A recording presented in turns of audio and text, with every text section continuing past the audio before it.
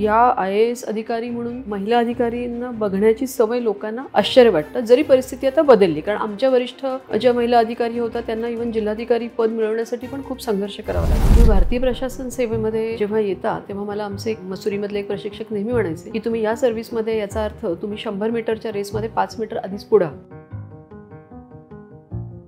परीक्षेची तयारीच आपल्याला खूप करावी लागते आणि ती नेमकी अशा वयामध्ये असते की तुम्ही जर प्रोफेशनल डिग्री घेऊन जर ही परीक्षा देतो म्हणाला, त्यानंतर ह्याचा अभ्यास करायचा. ह्याच्यामध्ये लकचाही थोडा भाग असतो, तुमची तयारी किती चांगली होऊ शकते त्याचाही थोडासा भाग असतो. काही राजकीय नेते स्थानिक पातळीवरचे असतात, त्यांना मात्र थोडंसं कधी कधी असं वाटू शकतं की आता महिला आहे तर मी यांच्याशी बोलायचं कसं. काही ठिकाणी तुम्ही आरडाओरडा करू शकता, तो त्यांच्यासमोर तुम्ही करू शकत नाही. फॅमिली या फेजमध्ये आहोत, मुलांना लक्ष द्यायचंय, तर त्यावेळेला काही वेळा तुम्हाला थोडंसं करिअर तुमचं कॉम्प्रोमाइज करावं लागतं. तिथे खूप ॲम्बिशन, कुठली पोस्ट पाहिजे ह्याच्याबद्दल ठेवून चालत नाही. अनेकांना हे पटतच नव्हतं की स्वतंत्र कार्यभार किंवा इंडिपेंडंट चार्ज देऊन एखादी महिला IAS अधिकारी ते काम बघू शकते आणि त्यामुळे त्यांना त्यावेळेला खूप संघर्ष करावा लागतो. कॉर्पोरेट सेक्टरमध्ये मी बघते की काही वेळेला मुली जर मॅटर्निटी लिव्हमुळे जास्त काळ जर बाहेर राहिल्या तर त्यांना पुन्हा त्याच स्वरूपाचा जॉब मिळवताना अडचणी येऊ शकतात. प्रशासनात त्या मानाने त्याबाबत थोडीशी सिक्युरिटी आहे. आपण महिला असल्याचं कुठेही त्याचा एक एक्सक्यूज बनवलं नाही. ती कुठलीही परिस्थिती आहे ग्राउंडवरती, एखादा पुरुष अधिकारी ज्या पद्धतीने ती परिस्थिती पुढे जाऊन हाताळेल त्याच पद्धतीने जर महिला अधिकारी ती करत असेल तर मला असं वाटतं मग हळूहळू तो जो भेद असतो, जो फरक असतो, तो नाहीसा होतो.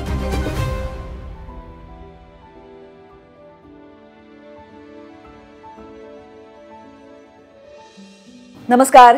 आर पार वुमन की बात मध्ये मी मुग्धा गोडबोले पुन्हा एकदा तुम्हा सगळ्यांचं मनपूर्वक स्वागत करते. आज आपण भेटतो आहोत आपले माननीय मुख्यमंत्री देवेंद्रजी फडणवीस यांच्या प्रधान सचिव आणि मुंबई मेट्रो रेल कॉर्पोरेशनच्या व्यवस्थापकीय संचालक श्रीमती अश्विनीताई भिडे यांना. हा भाग घेऊन येत आहे लोकमान्य मल्टीपर्पज कोऑपरेटिव्ह सोसायटी आणि त्याबरोबर अश्विनीताईंसाठी आमच्याकडनं आणि बर्वा स्किन थेरपीकडनं एक छोटंसं गिफ्ट.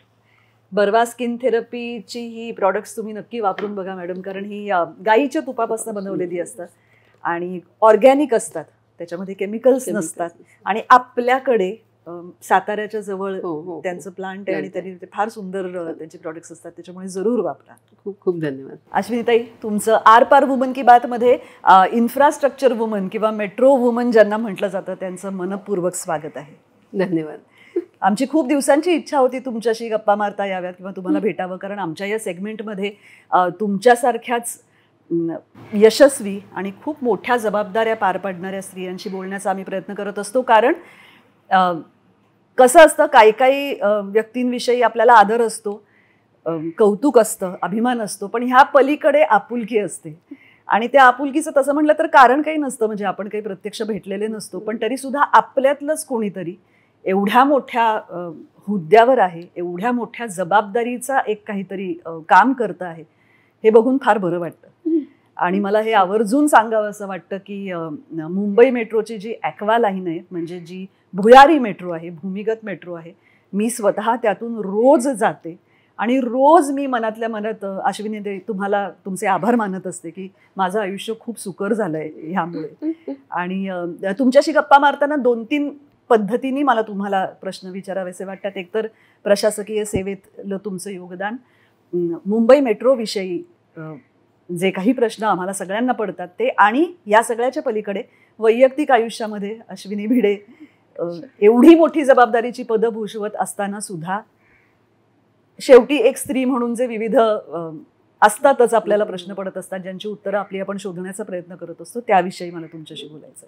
तुझे पण मी मनापासून आभार मानते, कारण सगळ्यात महत्त्वाचं म्हणजे ॲक्वालाईननी प्रवास रोजचा करत आहेस आणि हे मला खूपच छान वाटतंय. कारण आत्ताच ही नवीन आपण लाईन सुरू केली आणि तुझ्यासारखी सेलिब्रिटी त्याच्यामधून नियमितपणे जाते हे बघून मला स्वतःला खूप आनंद झाला आणि सगळ्या मुंबईकरांना सुद्धा त्याच्यातून प्रेरणा मिळेल असं मला वाटतं. नाही, फारच सोयीची आहे, यात काही प्रश्नच नाही. प्रेक्षकांना मी हे सांगू इच्छिते की अश्विनीताईंची जर आपण शैक्षणिक कारकीर्द बघितली तर कदाचित त्याविषयी बोलण्यातच आपला 1 तास निघून जाईल. त्याच्या पलीकडे आपल्याला जायचं आहे, म्हणून फक्त मी एक सुरुवातीला कदाचित थोडीशी ओळख म्हणून ती मोठी होईल, पण तासगाव, कोल्हापूर, जयसिंगपूर या भागामध्ये शालेय शिक्षण, त्यानंतर गुणवत्ता यादीमध्ये 10वी आणि 12वीमध्ये त्यांनी क्रमांक पटकावले होते आणि त्यानंतर शिवाजी युनिव्हर्सिटीमधनं BA करताना त्या पहिल्या आल्या होत्या. त्याच्यानंतर MA करताना त्या दुसऱ्या आल्या होत्या. त्यानंतर महाराष्ट्र लोकसेवा आयोगाच्या परीक्षेनंतर त्या उपजिल्हाधिकारी म्हणून काम करत होत्या. मग केंद्रीय लोकसेवा आयोगाच्या परीक्षेत त्या संपूर्ण भारतात मुलींमध्ये पहिल्या आल्या होत्या. त्यानंतर 1997 साली त्यांनी महाराष्ट्र केडर जॉईन केलं आणि मग तिथपासनं आजपर्यंत त्या आता आपल्या माननीय मुख्यमंत्र्यांच्या प्रधान सचिव आणि मुंबई मेट्रो रेल कॉर्पोरेशनच्या, म्हणजे एवढी मोठी कारकीर्द त्यांची आहे की ती सांगताना मला थकायला होतंय खरं सांगायचं तर. मला तुम्हाला पहिला प्रश्न असा विचारायचा आहे अश्विनीताई, की एक शैक्षणिक कारकीर्द जेव्हा आपली असते तेव्हा आपण एका विशिष्ट पद्धतीच्या लोकांमध्ये असतो. त्यानंतर जेव्हा तुम्ही प्रशासकीय सेवक म्हणून काम सुरू केलं, अधिकारी म्हणून काम सुरू केलं, तेव्हा ग्राउंड रियालिटी काहीतरी वेगळी असते. तिथे तुमच्या आजूबाजूला असणारी माणसं पूर्णपणे वेगळी असतात. ह्याची सांगड तुम्ही कशी घातलीत? तुमचं जेव्हा पहिलं काम तुम्ही करायला गेलात तेव्हा तो अनुभव काय होता? याचं अगदी खरं उत्तर असं आहे की भारतीय प्रशासन सेवेत काम करत असताना शिक्षण हे कधी थांबतच नाही. कारण तुम्हाला प्रत्येक पद, कारण ही एक जेनेरिक सर्व्हिस ज्याला आपण म्हणतो तशी आहे, आणि त्याच्यामुळं सर्व्हिसमध्ये आल्यानंतर प्रत्येक पोस्टिंग हे वेगळ्या स्वरूपाचं असतं. आणि सुरुवातीला आपल्याला ग्राउंड अगदी रुरल एरियापासून सुरुवात करावी लागते, नंतर शहरामध्ये येतं आणि वेगवेगळ्या जबाबदाऱ्या पार पडतात. त्यामुळे प्रत्येक वेळेला तुम्हाला नवीन प्रकारची माणसं, नवीन विषय, त्या विषयाशी संबंधित गोष्टी हे सगळं नव्याने जाणून घ्यावं लागतं. आणि त्यामुळे ती प्रक्रिया जी सुरुवातीची होती ती आजपर्यंत चालूच राहते. पण ही वस्तुस्थिती आहे की एकदम एका सामान्य मध्यमवर्गीय कुटुंबामध्ये थोड्याशा चौकटीमधल्या आयुष्य, जे कुटुंब पण अगदी साधं आणि शाळा पण अगदी साध्या, त्यामुळे अशा वातावरणातून जेव्हा तुम्ही सर्व्हिसमध्ये येता तेव्हा तो फार मोठा बदल असतो. कारण तुमचा जो पट असतो ते खूपच मोठा होतो, क्षितिज एकदम विस्तारलेलं असतं. आणि ज्या प्रकारची माणसं भेटतात त्यांना तुम्ही पूर्वी कधी भेटलेले असतात असं नाही. आणि त्यामुळं जेव्हा सर्व्हिसमध्ये आल्यानंतर हा बदल जाणवतोच, परंतु त्याच्यामध्ये जो आमचा एक पूर्ण अभ्यासाची जी प्रक्रिया असते त्या प्रक्रियेतच ह्यातल्या बऱ्याचशा गोष्टी जाणवायला लागतात की आपण जे आतापर्यंत शिकलो, ज्या चौकटीमध्ये शिकलो, कारण विशिष्ट अभ्यासक्रम, तो अभ्यासक्रमाची तयारी करणं आणि मग परीक्षा देणं असंच आपलं कॉलेजपर्यंत असायचं. परंतु या परीक्षेमध्ये त्याचं अभ्यासाचं स्वरूप पण इतकं व्याप्त आहे की ते विषय करता करताच तुम्हाला अनेक गोष्टी त्यांचं आकलन हळूहळू व्हायला लागतं. प्रशासन म्हणजे काय, त्याचे किती वेगवेगळी अंग, ग्रामीण भागामधल्या समस्या, शहरी भागातल्या समस्या, या सगळ्याच असा एक अंदाज त्या तयारी करताना येतो. त्यानंतर प्रशिक्षणाचा भाग असतो, त्यामुळे त्या प्रशिक्षणात पण तुम्हाला खूप गोष्टींचा अंदाज येतो. आणि आमचं मसुरीमध्ये जे प्रशिक्षण, जवळजवळ सगळं प्रशिक्षण 2 वर्षाचं असतं. त्याच्यामध्ये 1 वर्षाचा कालावधी मसुरीमध्ये असतो, तो वेगवेगळ्या टप्प्यात असतो. आणि ते प्रशिक्षण तसं रिगरस असतं आणि त्याच्यामध्ये खूप लोकांचे इंटरॅक्शन होतं, जे ऑलरेडी सर्व्हिसमध्ये असतात, फील्डवर असतात. ते एकतर तिथे शिकवण्यासाठी फॅकल्टी मेंबर्स असतात, शिवाय तिथे वेगवेगळ्या विषयांवरती बाहेरच्या अनेक अधिकाऱ्यांना बोलवलं जातं. आणि मग त्यांच्या अनुभवातून तुम्हाला हळूहळू कळायला लागतं की काय स्वरूपाचं काम आपल्याला करायचं आहे. मग त्या प्रशिक्षणामध्येच व्हिलेज व्हिजिट, गावात जाऊन 15 दिवस राहायचं, किंवा ट्रेक असेल तो स्वतःच्या जोरावरती करायचा, किंवा 2 महिन्यांची भारत दर्शन हा एक आमचा प्रशिक्षणाचा भाग असायचा. त्यात तुम्ही वेगवेगळ्या ठिकाणी जायचं, वेगवेगळ्या संस्थांमध्ये कशा पद्धतीने काम चालतं ते बघायचं.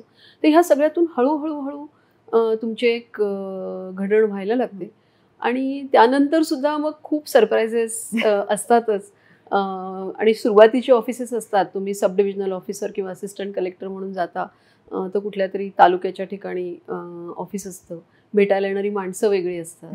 पण ती सगळं म्हणजे शेवटी प्रशासन हे ह्युमन मॅनेजमेंट असतं आणि मानवी व्यवस्थापन आहे ते. त्याच्यामध्ये कितीही प्रकार असेल तरी त्याचा जो मूलभूत ढाचा आहे तो मानवी व्यवस्थापनच आहे. आणि त्यामुळं ह्या प्रत्येक त्या व्यक्तीला त्यांचे प्रश्न जे आपण कधीच आधी ऐकलेले नसतात असे समजून घेणं, हे सगळं करावं लागतं. मी माझं पहिलं जे जिल्ह्यात म्हणजे प्रशिक्षणाचा भाग म्हणून जे जिल्हा प्रशिक्षण असतं ते कोल्हापूर जिल्ह्यामध्ये होतं. आणि त्यानंतर मग म्हणजे तरी तुमच्या जवळपास होतं. पण मी लहानपणी मी अनेक वेळा कोल्हापुरात माझ्या मामांकडे आजीकडे सुट्टीसाठी गेलेली आहे. पण तुम्ही प्रशिक्षण दरम्यान जे कोल्हापूर पाहता ते तुम्ही कधीच बघितलेलं नसतं. आणि त्यातल्या समस्या, त्याच्यामधलं मग त्यातलं राजकारण, त्यातलं समाजकारण हे हळूहळू असं ते उकलायला लागतं. एखादी व्यक्ती, एखादा समाजघटक असा का वागतो ह्याचं तुमचं पूर्वीचं जो अंदाज आणि तो प्रत्यक्ष ते प्रशासनात काम करताना हे सगळं बदलायला लागतं. मी माझं सगळं प्रशिक्षण संपून जेव्हा माझी इचलकरंजीला असिस्टंट कलेक्टर म्हणून पहिली पोस्टिंग झाली, ती साधारण 1-1.5 वर्षाची असते. तर मी गेल्याच पावसाचे दिवस होते, कारण आमचं मसुरीतलं प्रशिक्षण संपून साधारण जुलै महिन्यामध्ये मी कोल्हापूर जिल्ह्यात रिपोर्ट केलं कलेक्टरना आणि इचलकरंजीमध्ये चार्ज घेतला. आणि पावसाळा सगळीकडे तुफान पाऊस पडत होता त्यावेळी. पुणे जिल्ह्यामध्ये तर खूप पाऊस झाला होता. पुणे शहर, मुळा मोठ्या नद्या दोन्ही भरून वाहत होत्या आणि बरीचशी जी नद्यांकाठच्या ज्या विशेषतः झोपड्या होत्या त्या पाण्याखाली गेल्या होत्या. त्या लोकांना सगळ्यांना शिफ्ट करावं लागलं होतं. आणि त्यामुळं मग सगळीकडून मदतीचा ओघ त्यांना म्हणजे हवा होता मदत करण्यासाठी. इचलकरंजी ही आपल्याला माहिती आहे की टेक्स्टाईल कॅपिटल ऑफ महाराष्ट्र आपण म्हणतो, आणि तिथे मोठ्या प्रमाणावरती साड्या किंवा कापडं तयार होतात. तर त्यामुळे आम्हाला अशी सूचना आली होती की पुणे जिल्ह्यामधले तात्काळ पूरग्रस्तांना मदत करण्यासाठी 2000 साड्या इचलकरंजीमधून पाठवायच्या. आणि पहिल्या दिवशी चार्ज घेतल्याबरोबर जिल्हाधिकाऱ्यांचा मला फोन आला की हे काहीच मला माहिती नव्हतं की आता हे कसं साड्या करायच्या. बरं, ह्याच्यासाठी पैसे कोण देणार, ते पैसे कुठून येणार, ते आत्ता द्यायचे का, तर काहीच माहीत नव्हतं. मग हळूहळू ऑफिसमधल्या लोकांना विचारलं. मग सप्लायची एक विंग असते आमच्याकडे. तर ते म्हणाले की इचलकरंजीत जेवढ्या आता सूतगिरण्या आहेत आणि ह्या तर त्यांना आपण विचारू, ते आपल्याला आर्थिक मदत नंतर करतील. आता आपल्याला कुठलं तरी एक दुकान आधी शोधावं लागेल की जे आपल्याला उधारीवरती एवढ्या साड्या देतील. मग तिथे आम्ही गेलो. मग त्या कशा तिथं त्यांच्याशी थोड्याशा वाटाघाटी करून त्या कमी दरामध्ये त्या साड्या मिळवल्या आणि अगदी पहिल्या दुसऱ्या दिवशी.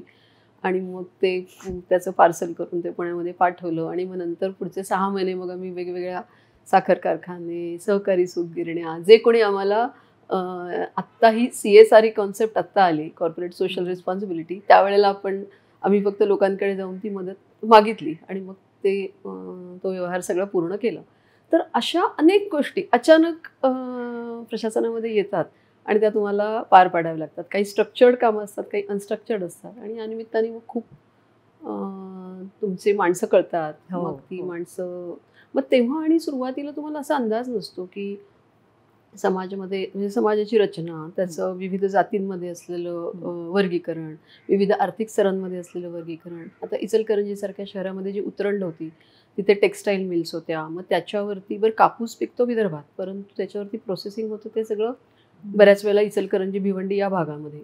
तर तिथं मग त्याच्या सूतगिरण्यामध्ये सूत तयार झाल्यानंतर मग त्याच्यावर प्रोसेस करणारे प्रोसेसर्स वेगळे, मग त्याच्यावर अजून काही काम करणारे वेगळे, मग त्याच्यातले लूम्स, पॉवर लूम्स किंवा हँडलूम्सवाले वेगळे. मग हळूहळू मला ती सगळी रचना अशी कळायला लागली आणि त्यांचं एकमेकांवर असलेलं म्हणजे अवलंबित्व जे होतं ते कळलं. मग त्यातल्या एका घटकाला सुद्धा जर काही समस्या निर्माण झाली तर कसं ते तिथली लॉ अँड ऑर्डर सिच्युएशन ही अचानक बिघडते हे सुद्धा कळायला लागलं. पण ही प्रत्येक गोष्ट, प्रत्येक दिवस असा काहीतरी म्हणजे तुमच्या बंदिस्त आयुष्यामध्ये जे आपण पुस्तकांमधून शिकलेलं असतं, पाठ्यपुस्तकांमधून, त्याच्यापेक्षा एक वेगळं जग हे बघायला मिळतं. आणि मग ते प्रत्येक पोस्टिंगमध्ये, प्रत्येक नवीन जबाबदारीमध्ये त्याचं एक वेगळंच ब्रह्मांड दर्शन घडत राहतं. पण त्यामुळे शिकण्याचा जो भाग असतो तो कधीच संपत नाही. मग ते शिकता तुम्ही सिच्युएशन्समधून, परिस्थितीमधून, तुम्हाला हाताळाव्या लागणाऱ्या वेगवेगळ्या प्रश्नांमधून आणि तुम्हाला भेटणाऱ्या माणसांमधून. हे जे आणि ऑन फील्ड ट्रेनिंग म्हणतात तसंच आहे ते काही प्रमाणात. तसंच आहे. म्हणजे आमचं प्रशासनातलं ट्रेनिंग सुद्धा मसुरीमध्ये क्लासरूम ट्रेनिंग होतं. मग तिथे ह्या वेगळ्या वेगळ्या ॲक्टिव्हिटीजमधून पण तुम्हाला म्हणजे बेसिकली तुम्हाला एक टीम लीडर म्हणून काम करायचं असतं, टीमचा भाग म्हणून काम करायचं असतं. तर ते तुमच्यावर बिंबवण्यासाठी तिथे ह्या वेगवेगळ्या ॲक्टिव्हिटीज होतात. भारत दर्शन असेल किंवा ट्रेकला जाणं असेल, हे सगळं होतं. परंतु नंतर आमचं वर्षभर हे असं ॲक्च्युअल ट्रेनिंग असतं, ज्याच्यामध्ये तुम्ही एक 6 महिने वेगवेगळ्या अधिकाऱ्यांच्या बरोबर बसून बघता की काय काम. जसं एकदा गेल्यानंतर जिल्हाधिकाऱ्यांच्या बरोबरच पहिले 2 आठवडे असतात की त्यांच्या चेंबरमध्ये बसून ते कशा पद्धतीने काम करतात, ते माणसांशी कसे बोलतात, ते बैठका कशा घेतात, फाईल कशा हाताळतात, हे सगळं बघायचं असतं. असं तुम्हाला जिल्ह्यातल्या वेगवेगळ्या जे काही प्रशासकीय अधिकारी आहेत त्या सगळ्यांबरोबर हे अटॅचमेंट्स असतात.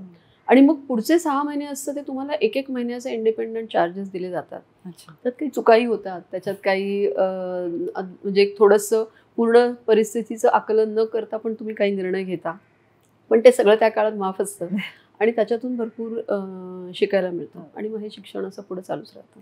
हे आत्ता इथे बसून ऐकताना फार आम्हाला इंटरेस्टिंग वाटतं, पण मला खात्री येते तिथे रोजचा दिवस जेव्हा नवीन असतो आणि सुरुवातीच्या काळामध्ये होतच आणि अनेक वेळेला प्रश्नही पडतात की हे आपण बरोबर करतोय ना, आणि त्याच्यामध्ये म्हणजे का अजून काही करायला पाहिजे, बरं सल्ला कोणाचा घ्यायचा.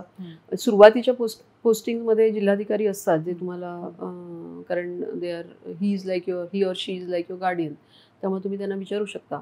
पण त्याच्या पुढे मात्र तुम्हाला तुमचे स्वतःचे काही एक असा सपोर्ट ग्रुप ठेवावा लागतो, जे तुमचे वरिष्ठ अधिकारी असतील, जे काही सहकारी असतील, त्यांच्यासोबत पण चर्चा करावी लागते काही वेळेला. पण हे सुरुवातीला अशा पद्धतीने काम करून आपल्याला आपण जे करतोय ते योग्य करतोय. कारण इथं काही असं एकच काहीतरी प्रॉब्लेम आहे आणि त्याचं एक विशिष्ट सोल्युशन आहे असं नाही. बरोबर, येणारा प्रश्न तुमचा कुठलाही नव्याने येऊ शकतो आणि त्याच्यामुळे त्याची जी सोडवणूक करायची ती पण वेगळ्या पद्धतीने करावी लागते.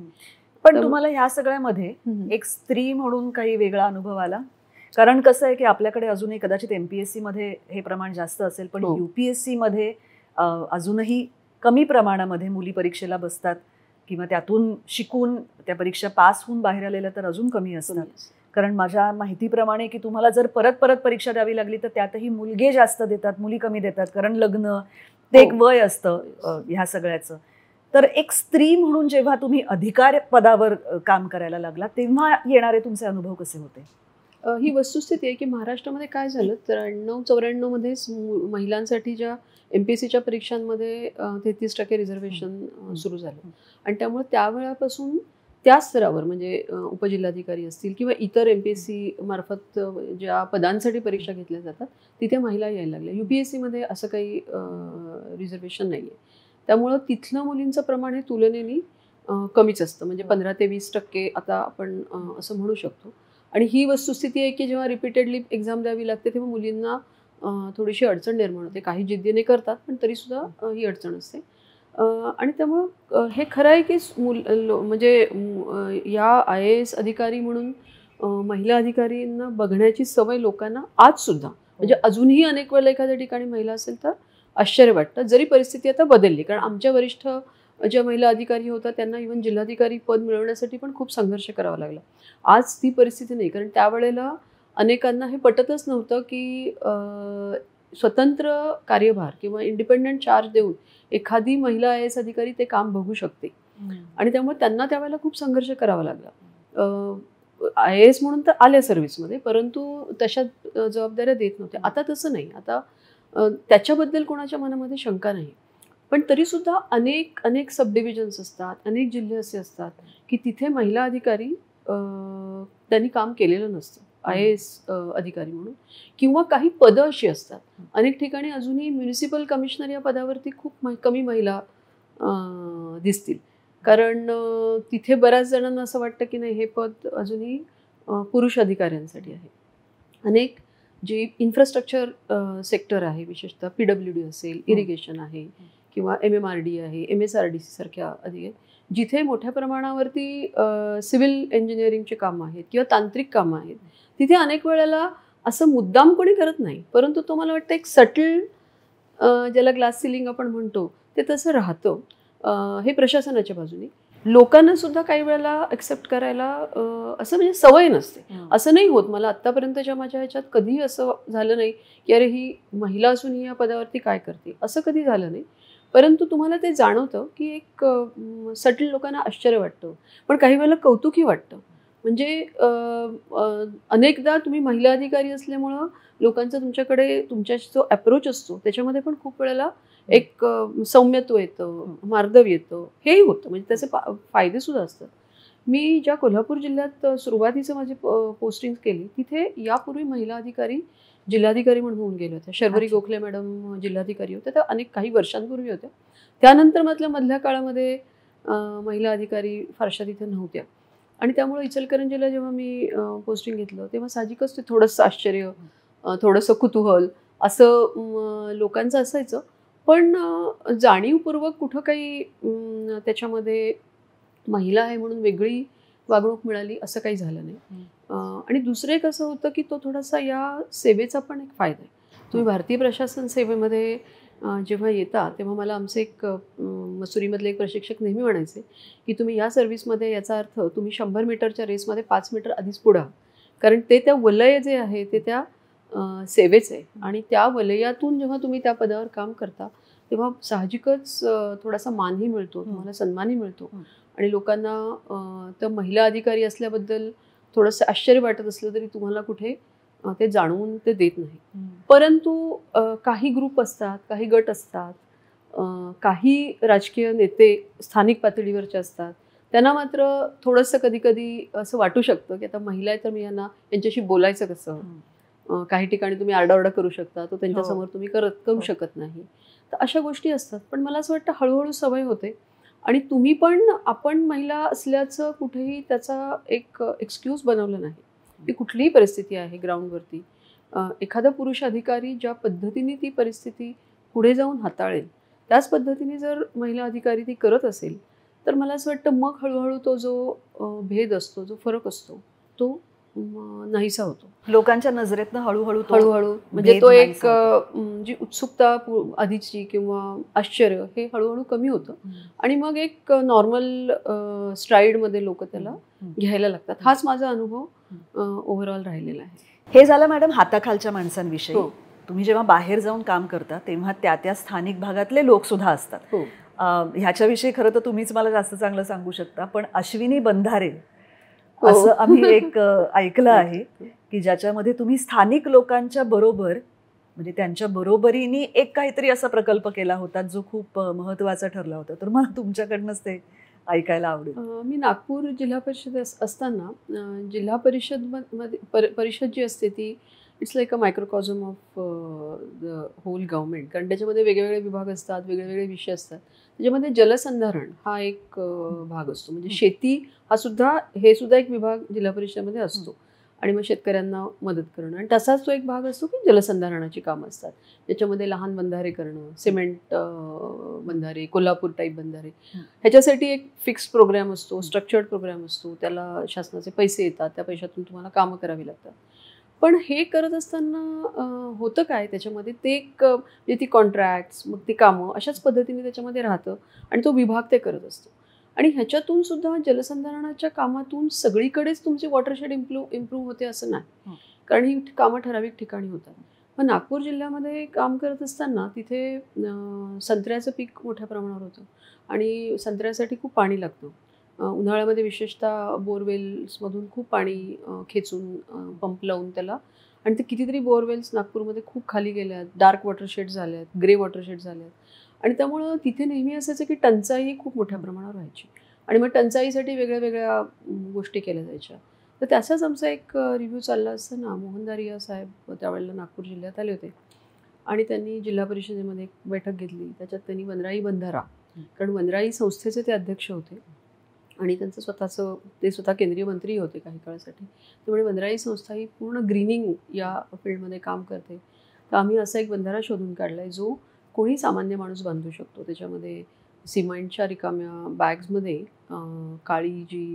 काळी माती आपली जी पाणी धरून ठेवते ती जर आपण त्याच्यामध्ये टाकली आणि त्या बॅग्स एकमेकांवर रचत गेलो आणि विशिष्ट उतारावर जिथे ओढे असतात, नाले असतात, ते आता कदाचित ते कोरडे असतील परंतु त्याच्या विशिष्ट उतारावर त्यात थोडंसं सायन्स आहे तेवढं जर समजून घेऊन ते जर बंधारे बांधले तर जेव्हा परतीचा पाऊस असतो म्हणजे जोराच्या पावसात ते वाहून जाते. परंतु तुम्ही साधारण सप्टेंबर ऑक्टोबर महिन्यामध्ये जर अशा पद्धतीने हे बंधारे जर बांधले तर जो एक पाऊस शेवटचा पडतो त्याचं पाणी त्याच्यामध्ये साठून राहतं. ते बंधारे खूप काळ टिकत नाही, ते 6-7 महिने टिकतील, परंतु ते तुम्हाला असं पाणी साठवतात की जे पाणी जमिनीमध्ये मुहूर्त तुमचं ग्राउंड वॉटरची लेवल वाढू शकते आणि काही ठिकाणी पाणी रिटेन पण होतं. त्याच्यामुळं तुम्हाला उन्हाळ्यामध्ये जे टँकर तुम्हाला इथे लवकर द्यावे लागतात ते प्रमाण तुमचं कमी होईल. तर असे प्रयोग तुम्ही का करत नाही? आता अशा प्रकारची कुठली स्कीम गव्हर्नमेंटची नव्हती, कारण टेम्पररी काही कामं करणं ह्याच्यासाठी काही शासनाचा पैसा दिला जाऊ शकत नाही आणि तो खर्चही करू शकत नाही. मग त्यांनी मला सांगितलं की वनराई संस्थेने मानेवाडा नावाच्या गावात असा एक बंधारा बांधला, तो आजही चालू आहे. परंतु शेवटी संस्था म्हणून आमच्या मर्यादा आहेत. NGO काही ह्याच्यापेक्षा जास्त काही काम करू शकत नाही, पण शासन म्हणून तुम्ही मात्र खूप करू शकता. तर मी ह्याच्यावर खूप विचार केला, म्हटलं पैसे तर कुठे नाही आहेत. मग मी माझ्या सगळ्या BDOजना बोलवलं, आमचे जलसंधारण विभागाचे जे अधिकारी होते त्यांना बोलवलं. मग वनराई संस्थेकडून आम्ही प्रेझेंटेशन करून घेतलं त्यावेळेला की हे कसे बंधारे बांधतात. आणि मग मी माझ्याच अधिकाऱ्यांनी विचारलं की हे काम आपण लोकसहभागातून नाही करू शकणार का? पैसे तर आपल्याकडे ह्याचा काही स्ट्रक्चर्ड प्रोग्राम नाही आहे, बजेट हेड नाही आहे, काही नाही आहे. तर मग सगळ्यांनाच ती कल्पना आवडली. म्हटलं ह्याच्यात लोकसहभाग करताना मग काय? मग आपला जिल्हा परिषदेचाच 10,000चा स्टाफ होता. म्हटलं आपण स्वतःच ही सुरू करू काही ठिकाणी. पोती मिळवायची, ती भरायची आणि ती काही ठिकाणं तुम्ही निवडा. तर त्यांनाही ही कल्पना आवडली. आणि मग म्हटलं हळूहळू आपण लोकांना आवाहन करू की आम्ही पण काम करतोय तर तुम्ही या. मग आपले शिक्षक असतील, आपले विद्यार्थी असतील, आपलाच फील्डवरचा वेगवेगळ्या विभागातला स्टाफ असेल. आणि मग हे आम्ही काही माझे BDOs खूप उत्साही होते. मग सुरुवात आम्ही तिथे केली. त्यांनी आपापल्या एरियातले अशा प्रकारचे ओढे नाले शोधले. वनराई संस्थांनी सुरुवातीला आम्हाला ह्या रिकाम्या पिशव्या एक हे म्हणून दिल्या, हेल्प म्हणून दिल्या. बाकीच्या आम्ही ग्रामपंचायतीमधून निवडल्या. आणि असं लक्षात आलं की पहिल्याच टप्प्यात आम्ही एक 20-30 बंधारे अशा पद्धतीने केले. आणि कोइन्सिडेंटली त्या तालुक्यांमध्ये पाऊस झाला आणि ते बंधारे एकदम भरून गेले पूर्ण. म्हणजे आणि त्याचा उपयोग करायचा आणि त्याच्यामुळे झालं असं की त्याची प्रेरणा बाकीच्यांना मिळाली. आणि पूर्ण नागपूरचे तेव्हा जे 12 तालुके होते त्या सगळीकडच्या लोकांनी इतकं काम केलं. आणि अवघ्या 15 दिवसात, कारण ती छोटी विंडो असते, त्या विंडोमध्येच ते तुम्हाला कॅप्चर करावं लागतं. त्या 15 दिवसात आम्ही जवळजवळ 450 बंधारे बांधले. आणि सगळीकडे पाऊस पडल्यामुळं ते सगळ्या बंधाऱ्यांमध्ये पाणी आलं. ते आणि मग काही लोकांनी, माझ्या काही उत्साही BDOsनी आमच्या त्याची सिरीज केली. एखाद्या नाल्यामध्ये असे 3-4 ओळीने बंधारे केले. त्यामुळे पूर्ण नागपूरमध्ये त्यावेळेला सगळं जलमय होऊन गेलं. आणि मग त्याची दखल प्रसिद्धी माध्यमांनी घेतली. त्याच्यावरती भरपूर कव्हरेज त्याला मिळालं. विधिमंडळाचं हिवाळी अधिवेशन जेव्हा नागपूरमध्ये होतं तेव्हा माझे अनेक वरिष्ठ अधिकारी होते, RDTच्या सेक्रेटरी होते आमच्या चंद्रा अय्यंगार मॅडम, त्या स्वतः येऊन त्या बघून गेल्या. आणि मग त्याच्यामुळं असं झालं की लोकसहभागातून आपण अशी कामं करू शकतात. आणि जवळजवळ 75 लाख रुपयाचं त्याचं व्हॅल्युएशन त्यावेळच्या, आता ही 20 जवळजवळ 25 वर्षांपूर्वीची गोष्ट आहे, ते केलं गेलं. आणि आमचं जलसंधारणाचं बजेटसुद्धा तेवढं नव्हतं. म्हणजे 7 ते 8 लाखाचं बजेट आम्हाला त्या जलसंधारणासाठी होतं. आणि त्याच्या तुलनेमध्ये आम्ही हे जवळजवळ 75 लाखाचं काम हे लोकसहभागामधून झालं. आणि झालं ते नावापुरतं नाही झालं, त्याचा उपयोग झाला. त्यावेळची टंचाई आम्ही चांगल्या पद्धतीने हाताळली. अनेक लोकांनी तिथे इनलँड फिशिंग नागपूरमध्ये खूप चालतं, तर त्याच्यासाठी काही लोकांनी त्याचा वापर केला. आणि या सगळ्यातून असं झालं की ही कामं, प्रत्येक कामासाठी तुम्हाला शासनावर अवलंबून राहायची गरज नाही. बरोबर. ही असलेलीच यंत्रणा आणि लोकांचा सहभाग. आणि मग त्याच्यानंतर शासनाने महात्मा फुले जलभूमी संधारण अभियान म्हणून एक पुढे योजना आली. त्याच्यामध्ये हा प्रकल्प त्याच्यामध्ये समाविष्ट करून घेतला. आणि आजही मला वाटतं जलसंधारणासाठी जे जे मेजर्स घेतले जातात त्याच्यामध्ये हा बंधारा होतो. मग हळूहळू खूप बंधारे झाले म्हणून मग कुठल्या तरी वृत्तपत्रांनी त्याचं हेडिंग अश्विनी बंधाऱ्याचं केलं. पण तो मूळचा वनराई बंधारा आहे आणि तो तसाच राहिला आहे. पण हे ऐकायला छान वाटतं. पण मॅम कसं आहे की तुम्ही तुमच्या कामासाठी खूप फिरता. कदाचित असं असेल की म्हणून किंवा ह्या कारणासाठी अजूनही आपल्याकडे प्रशासकीय सेवांमध्ये स्त्रिया कमी येत असतील, कारण एवढी फिरतीची नोकरी करणं किंवा काम करणं त्यांना शक्य होत नसेल. अजूनही ही परिस्थिती अशीच आहे किंवा आता ही बदलण्यासाठी आपण काय करावं असं तुम्हाला वाटतं? फिरती ही तर करावीच लागते, परंतु IAS मध्ये कसं आहे, तशी स्ट्रक्चर्ड सर्व्हिस आहे. म्हणजे तुम्ही एकदा सेवेमध्ये आल्यानंतर तुम्हाला कार्डर मिळतं. म्हणजे तुम्ही कुठल्या राज्यामध्ये जाणार आहे हे तुम्हाला माहीत पडतं.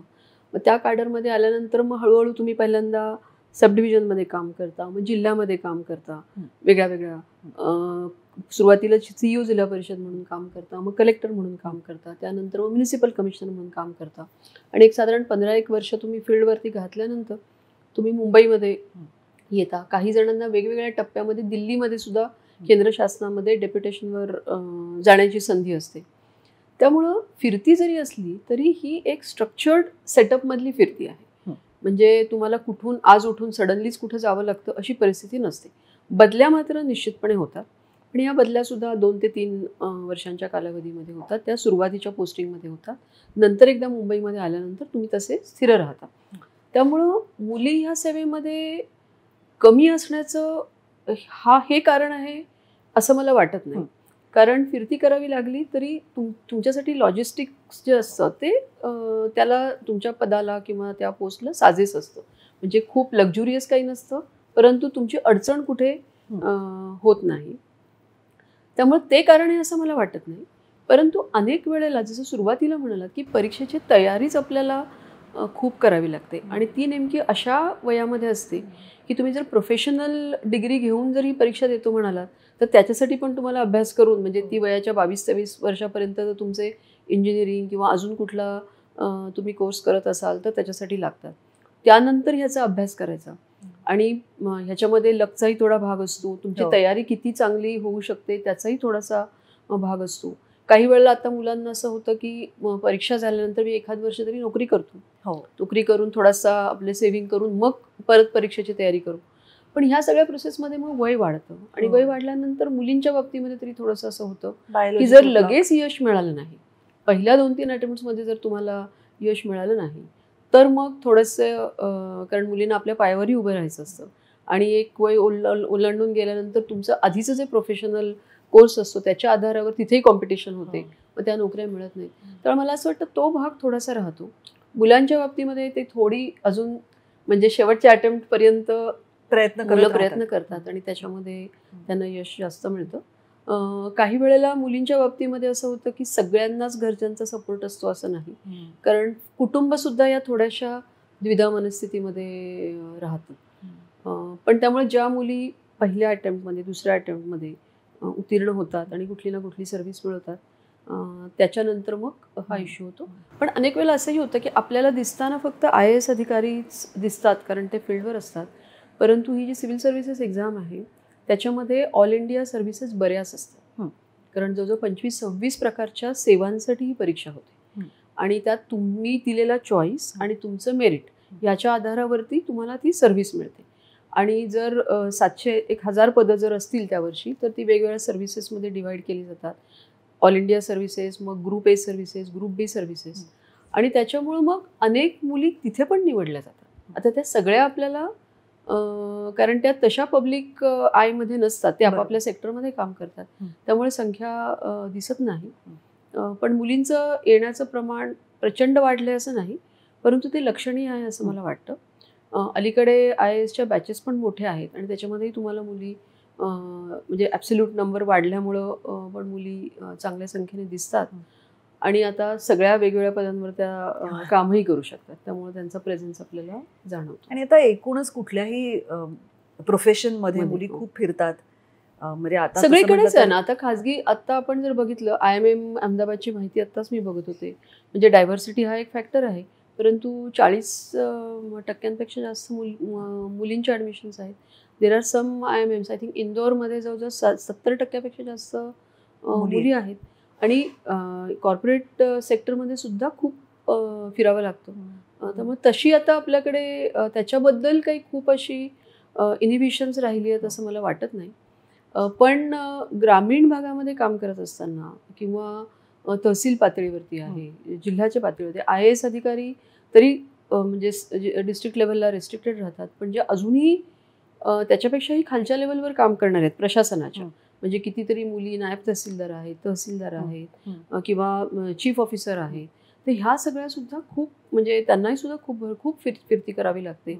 लहान गावांमध्ये जावं लागतं आणि तिथे अनेक वेळा तेवढ्या सुविधा असतातच असं नाही. बरोबर. परंतु आज त्याच्या बाबतीमध्ये मला असं वाटतं की समाजाचाही त्याच्याकडे बघण्याचा दृष्टिकोन आहे, कुटुंबाचा त्याच्याकडे बघण्याचा दृष्टिकोन आहे आणि मुलींचा स्वतःचा हा थोडा प्रोग्रेसिव्ह आहे. कम्युनिकेशनची चॅनलसुद्धा तेवढी इम्प्रूव्ह झालेली आहेत. त्यामुळे मला असं वाटतं फिरणं, ट्रान्सफर्स होणं हा या सगळ्या सेवेचा एक अविभाज्य घटक म्हणून आता सहजतेने घेतला जातो. आधी थोडंसं त्याच्याकडे बघण्याचा दृष्टिकोन वेगळा असेल. तुमच्या बाबतीत म्हटलं तर ह्या सगळ्या काळामध्ये तुम्ही आई झालात, माझा प्रश्न असा आहे की दरवेळेला एक नवीन टप्पा जेव्हा आपल्या आयुष्यामध्ये येतो, एक स्त्री म्हणून येतो, तेव्हा काही काळापुरतं का होईना पण आपल्याला त्याच्याकडे लक्ष आपलं केंद्रित करावं लागतं, बरोबर. पर्याय नसतो. दुसऱ्या बाजूला तुमच्या अंगावर एवढ्या मोठमोठ्या पदांच्या जबाबदाऱ्या कायमच राहिलेल्या आहेत. हे कसं काय तुम्ही, ज्याला हल्ली आता फार वर्क लाईफ बॅलन्स वगैरे असं म्हटलं जातं, पण काही वर्षांपूर्वी बरं तेव्हा आपलंही वय ते नसतं, तेवढा अनुभव आपल्याला आलेला नसतो. तुम्ही कसं काय हे सगळं मॅनेज करू शकलात? ह्याच्यात दोन गोष्टी आहेत. एक म्हणजे जेव्हा आपण वर्क लाईफ बॅलन्स म्हणतो तेव्हा कधी आयुष्याच्या कुठल्या टप्प्यात कुठल्या गोष्टीला प्रायोरिटी द्यायची ह्याच्यामध्ये तुमच्या मनात जर क्लॅरिटी असेल. काही वेळेला असं होतं की आता समजा आपण फॅमिली या फेजमध्ये आहोत, मुलांना लक्ष द्यायचं आहे, तर त्यावेळेला काही वेळेला तुम्हाला थोडंसं करिअर तुमचं कॉम्प्रोमाइज करावं लागतं. तिथे खूप ॲम्बिशन, मला कुठली पोस्ट पाहिजे ह्याच्याबद्दल ठेवून चालत नाही. आणि त्या बाबतीत तुमच्या मनामध्ये जर एक क्लॅरिटी असेल, स्पष्टता असेल, तुमच्या कुटुंबाकडे पण ती स्पष्टता असेल, तर ह्याच्यामध्ये खूप काही कठीण जात नाही. कॉर्पोरेट सेक्टरपेक्षा इथं सर्व्हिसमध्ये थोडं वेगळं असं असतं की म्हणजे कॉर्पोरेट सेक्टरमध्ये मी बघते की काही वेळेला मुली जर मॅटर्निटी लिव्हमुळे जास्त काळ किंवा घरी सांभाळायला कोणी नाही म्हणून जास्त काळ जर बाहेर राहिल्या तर त्यांना पुन्हा त्याच स्वरूपाचा जॉब मिळवताना अडचणी येऊ शकतात, मिळत नाही, तुम्हाला मागून सुरुवात करावी लागते. प्रशासनात त्या मानाने त्याबाबत थोडीशी सिक्युरिटी आहे. सिक्युरिटी अशासाठी आहे की तुम्ही त्या पे स्केलमध्ये किंवा त्या सिनियरिटीमध्येच राहता. असं होऊ शकतं की तुम्ही मध्ये थोडासा गॅप घेतली नसती तर तुम्हाला एक विशिष्ट पद मिळालं असतं, ते तुम्हाला नाही मिळत. पण तरीसुद्धा कॉर्पोरेट सेक्टरपेक्षा गव्हर्नमेंट त्याच्या बाबतीमध्ये तशी महिला अधिकाऱ्यांना एक सिक्युरिटी म्हणा किंवा सेफ्टी देतं. मॅटर्निटी लिव्ह ही तुम्हाला मिळते. पण तरी तुम्हाला हा चॉईस मला थोडासा वेगळा करायचा हे ठरवावं लागतं. माझ्या बाबतीत जर असं म्हणाल तर सुरुवातीची जी माझी डिस्ट्रिक्ट पोस्टिंग्स होती ती मी खूप चांगल्या पद्धतीने केली. आणि त्याच्यानंतर जेव्हा माझ्या दोन्ही मुलांचा जन्म झाला त्यावेळेला मी थोडं म्हणजे मला एक साईड पोस्ट म्हणता येणार नाही, पण ज्या पदावरती मला फिरती फार नाही आहे आणि मी त्यांच्याकडे लक्ष देऊ शकते अशा प्रकारचं पद आम्ही बघत होतो. आम्ही दोघं, माझे पतीसुद्धा सर्व्हिसमध्ये होते. सुरुवातीला नागपूरला आम्ही एकत्र होतो, त्याच्या आधीची पोस्टिंग आमची वेगळी होती. पण त्यानंतर आमच्या असं लक्षात आलं की आम्हाला दोघांना एकाच ठिकाणी पद मिळणं शक्य नाही होत आहे. आणि अशा वेळेला मग लहान मुलांना आईवडील वेगवेगळ्या ठिकाणी राहत आहेत तर ते मग त्यांचा सांभाळ योग्य रीतीने आपण करू शकणार नाही. हे लक्षात आल्यानंतर मग आम्ही असं ठरवलं की आपण थोडंसं प्रीमॅच्युअरली मुंबईमध्ये जायचं. कारण मुंबईमध्ये पोस्टच्या जास्त असतात आणि एका ठिकाणी राहणं हे शक्य होतं. आणि अनेक वेळेला पहिली 10-15 वर्ष फील्डमध्ये काढून लोक मुंबईत येतात. तर तो निर्णय आम्ही घेतला. ते थोडं एका अर्थाने कॉम्प्रोमाइज होतं. मग त्याच्यामध्ये मला राजभवनमध्ये पोस्टिंगची संधी मिळाली, राज्यपालांचे उपसचिव प्रथम आणि नंतर सहसचिव म्हणून. राज्यभवनमध्ये त्या म्हणजे वयाच्या किंवा करिअरच्या त्या टप्प्यामध्ये लोक जनरली जिल्हाधिकारी म्हणून किंवा अजून काही होणं पसंत करतात. मग मी हा निर्णय घेतला की आपल्याला जर मुलांचंही हे बघायचं असेल तर राजभवन असेल तर आपल्याला चालेल आणि आपण मुंबईचं. आणि ती 5 वर्ष माझी राजभवनात मी होते. तिथलं कामाचं स्वरूप खूपच वेगळं होतं आणि त्याच्यामध्ये फिरतीचा भाग हा खूप कमी होता. टाइम टेबल हे खूप म्हणजे शेड्यूल खूप स्ट्रक्चर्ड असायचं राज्यपालांचं. ह्या सगळ्यामुळे मला मुलांकडे लक्ष देता आलं. घर जे होतं ते राजभवनच्या कॅम्पसमध्ये होतं, ऑफिस तिथेच होतं. त्यामुळे त्या काळामध्ये मुलांना वाढताना बघणं आणि त्या सगळ्या प्रोसेसमध्ये स्वतः असणं हे शक्य झालं. त्यावेळेला माझे पती सतीश हे BMCमध्ये म्हणजे त्याचा जो काम होतं ते खूपच जबाबदारीचं आणि हेक्टिक होतं. तर तो आम्ही ते आमच्यासाठी सोयीचं झालं. आणि त्यानंतर मग मुलं 4-5 वर्षाची झाल्यानंतर मला मग MMRD आणि सगळ्या अर्बन इन्फ्रास्ट्रक्चरच्या ज्या थोड्या डिमांडिंग पोस्ट्स आपण म्हणतो त्या कराव्या लागल्या. मग साहजिकच त्यावेळेला मग आमच्या दोघांच्या रोलमध्ये थोडंसं रिव्हर्सल झालं. पण ह्या सगळ्यामध्ये मला हेच सांगावंसं वाटतं की आपल्याला आपली प्रायोरिटी ठरवावी लागेल. आणि अनेक वेळेला असं होतं, म्हणजे अनेक महिला अधिकाऱ्यांच्या बाबतीमध्ये मी बघते की मग त्यांना काही वेळेला असे रोल घ्यावे लागतात की जिथे मुलांकडे लक्ष द्यावं लागतं. काही वेळेला दोघं जर सर्व्हिसमध्ये असतील आणि दोघं लांब त्यांचं पोस्टिंग झालं तरी थोडंसं मुलांवरती अन्याय होतो. पण त्या फेजमध्ये प्रत्येकाला जावं लागतं मला असं वाटतं. आणि त्यानंतर you can come back to your normality. आणि हा जो न्यू नॉर्मल जो आपला करिअरच्या प्रवासात असतो ते प्रत्येक टप्प्यात तो निर्णय आणि त्या प्रायोरिटी स्वतःला ठरवाव्या लागतात. आणि दुसरा यातला महत्त्वाचा भाग असतो की तुमच्या कुटुंबाची साथ तुम्हाला किती राहते. हो, कारण जॉब्स जरी तुम्ही एखादी साईड पोस्ट म्हटलं तरी सुद्धा ते डिमांडिंग असतं.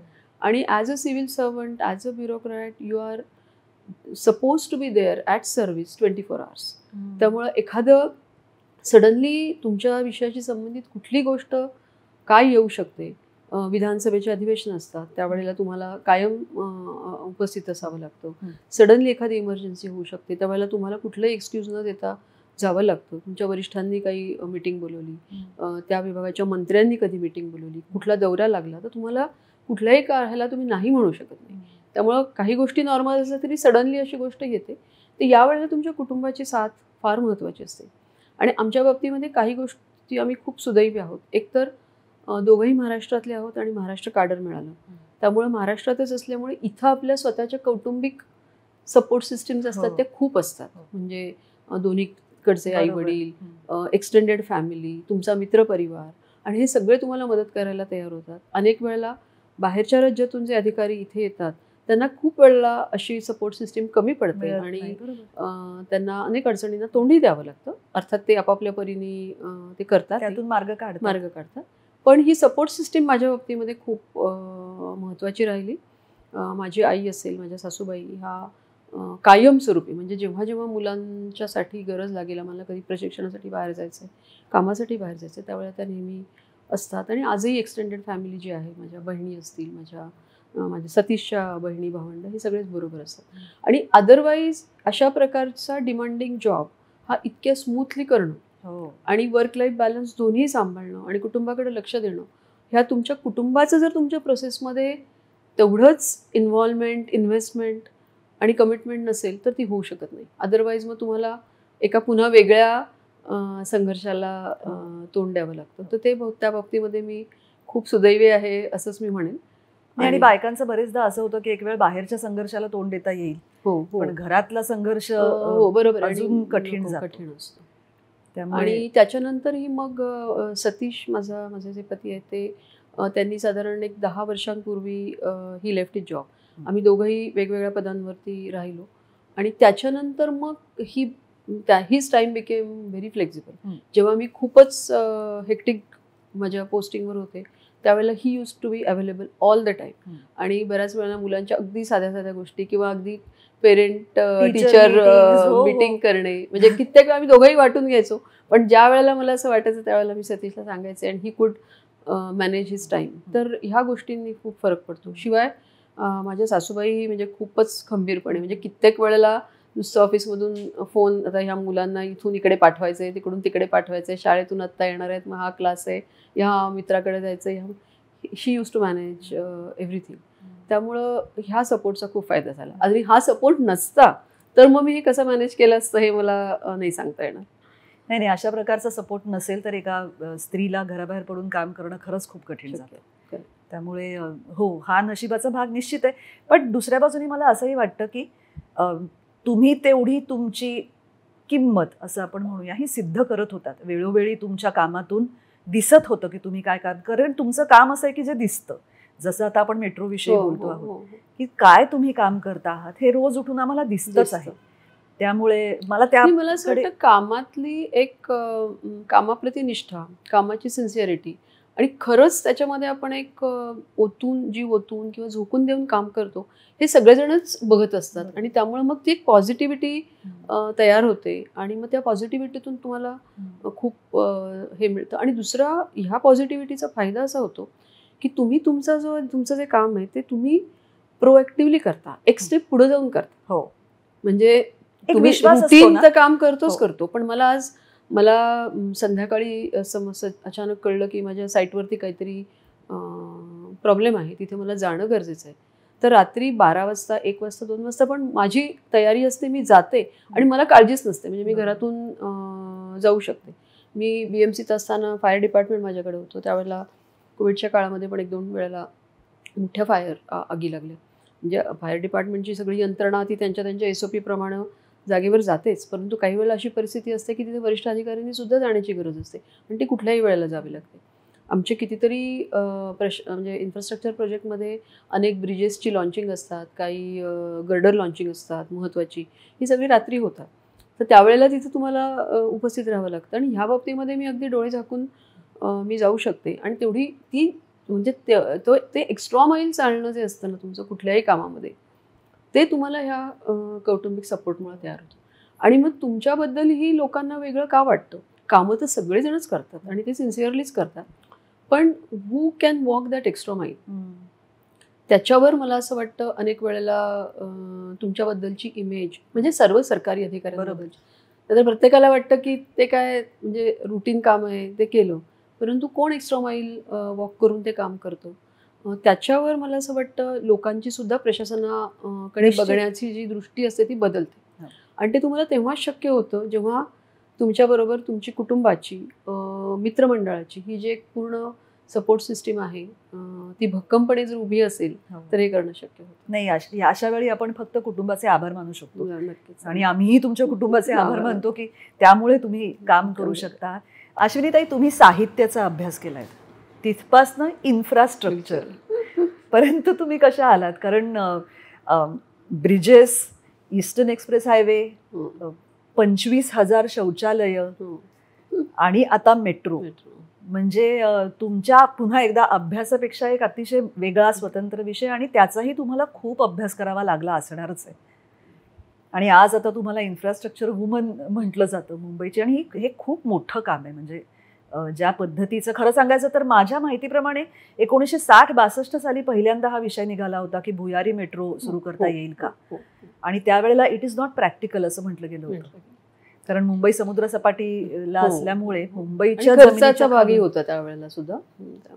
पण आता मुंबई मेट्रोला उशीर झाला असंही म्हणणारे लोक असतात. म्हणजे दोन्ही बाजूनी खूप बोललं जातं. पण म्हणजे माझा मुद्दा असा आहे की एवढं जबाबदारीचं काम तुमच्यावर असताना त्यासाठी तुम्ही एकतर तयारी काय केलीत, आणि आता तुम्ही म्हणताय तसं की रोज नवीन आव्हान. आता गेल्या आठवड्यामध्ये आचार्य यात्रे स्थानकामध्ये पाणी शिरलं होतं, त्या सगळ्यामुळे येणारं प्रेशर, त्यात तुम्ही सतत माध्यमांच्या समोर असता, त्याच्यामुळे टीका आणि कौतुक दोन्हीला सामोरं जावं लागतं. असे अनेक प्रश्न याच्याशी निगडीत आहेत. तर त्याबद्दल तुम्हाला काय वाटतं? हे या सेक्टरमध्ये येणं हा it was a matter of luck म्हणा किंवा कोइन्सिडन्स होता. राजभवनमधलं माझं जेव्हा 5 वर्ष जवळजवळ मी तिथे घातली आणि त्याच्यानंतर आता मला पुन्हा पुढच्या पदाची म्हणजे मी एक्सपेक्ट करत होते, आणि त्यावेळेला वेगवेगळ्या ठिकाणी माझ्या पोस्टिंग झाल्या, पण काही ना काही कारणांनी त्या रद्द झाल्या. आणि अशी एक परिस्थिती आली की आता मला कुठे पोस्टिंग देणार आहे हेच मला कळत नव्हतं. आणि I was very desperate to move out and do a field job.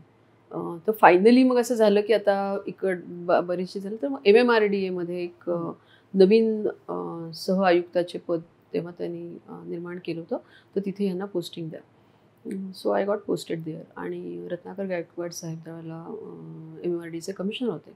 And he was very ambitious in terms of his concepts about infrastructure. त्यांना असं होतं की मुंबईमध्ये तेव्हा रस्ते आपले eastern expressway, western express highway हे सगळे मोठे होत होते, पण त्यांना सर्व प्रकारचं इन्फ्रास्ट्रक्चर, म्हणजे मुंबईमध्ये पूर्ण मेट्रोचं नेटवर्क, मुंबईच्या पाणी पुरवठ्या म्हणजे रिजनच्या पाणी पुरवठ्यासाठी काही डॅम्स घेऊन त्याच्यावर वॉटर सप्लाय स्कीम्स करणं, हा शौचालय म्हणजे सगळी स्वच्छता होण्यासाठी म्हणून मोठ्या प्रमाणावर 25,000 शौचालय बांधण्याचा प्रोग्रॅम, इतरही अनेक असे खूप मोठ्या प्रकल्पांचं त्यांनी नियोजन केलं.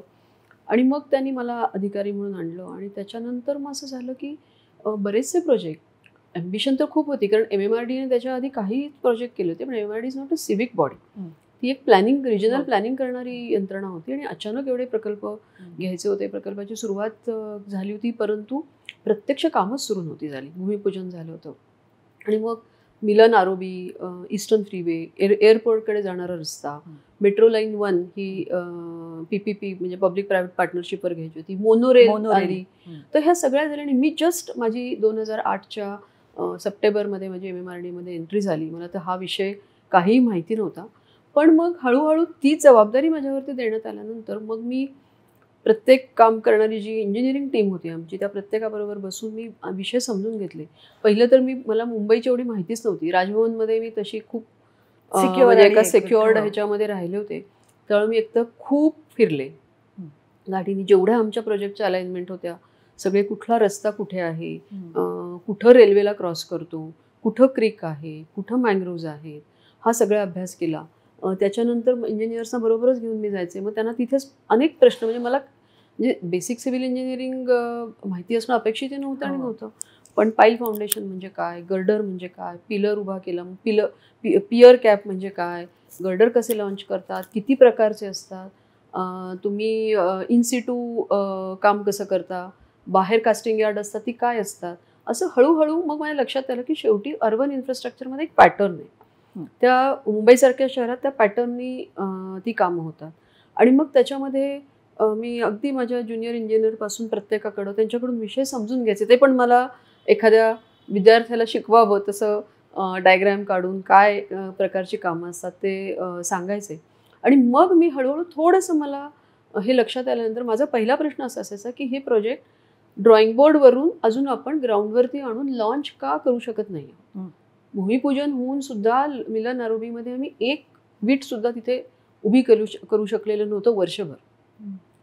तर मग हे लक्षात आलं, मी साईटवर गेलो तर जिथं ते पिलर उभं करायचं होतं त्याच्यासाठी जिथं फाउंडेशन घ्यायचं होतं तो एकतर रस्त्याच्या मध्यात होता, ट्रॅफिक चालू आहे, ते मीडियन तिथं बंद करून त्याला बॅरिकेड करून तिथे काम करायचं होतं. त्यासाठी मोठं ते पाईल रिग मशीन आणायची होती आणि ह्याच्यासाठी जागाच नव्हती. रस्ता तेवढा वाईड नव्हता. अनेक ठिकाणी पोर्टल स्वरूपाची ती यंत्रणा होती. त्याचे दोन्ही पियर हे बाजूच्या जमिनीत जात होते. ते कुठे एक जमीन शासकीय असायची, एक जमीन BMCची, एक जमीनमध्ये लोक. तर मग हळूहळू हे पण मी बघायला लागले की अरे तुम्ही, पहिला माझा प्रश्न असायचा की हे सगळं आपण टाळून काही काम करू शकतो का, अशी कुठली टेक्नॉलॉजी आहे का. मग जेव्हा त्यातही लोकांनी प्रयत्न केला मग लक्षात आलं की आता ह्याला काहीच आपण करू शकत नाही, आहे तशीच कामं करायची आहेत. मग आम्ही त्याच्यावरती खूप सिस्टमॅटिक काम करायला सुरुवात केली की किती जमिनी आहेत की त्या शासकीय जमिनी आहेत. शासकीय म्हणजे विभागात वेगवेगळ्या विभागांमध्ये गेलेल्या, मग त्या लोकांकडे जाणं. हे आत्तापर्यंत कोणी लोक पत्र पाठवायची, माझी हे पद्धत बदलली.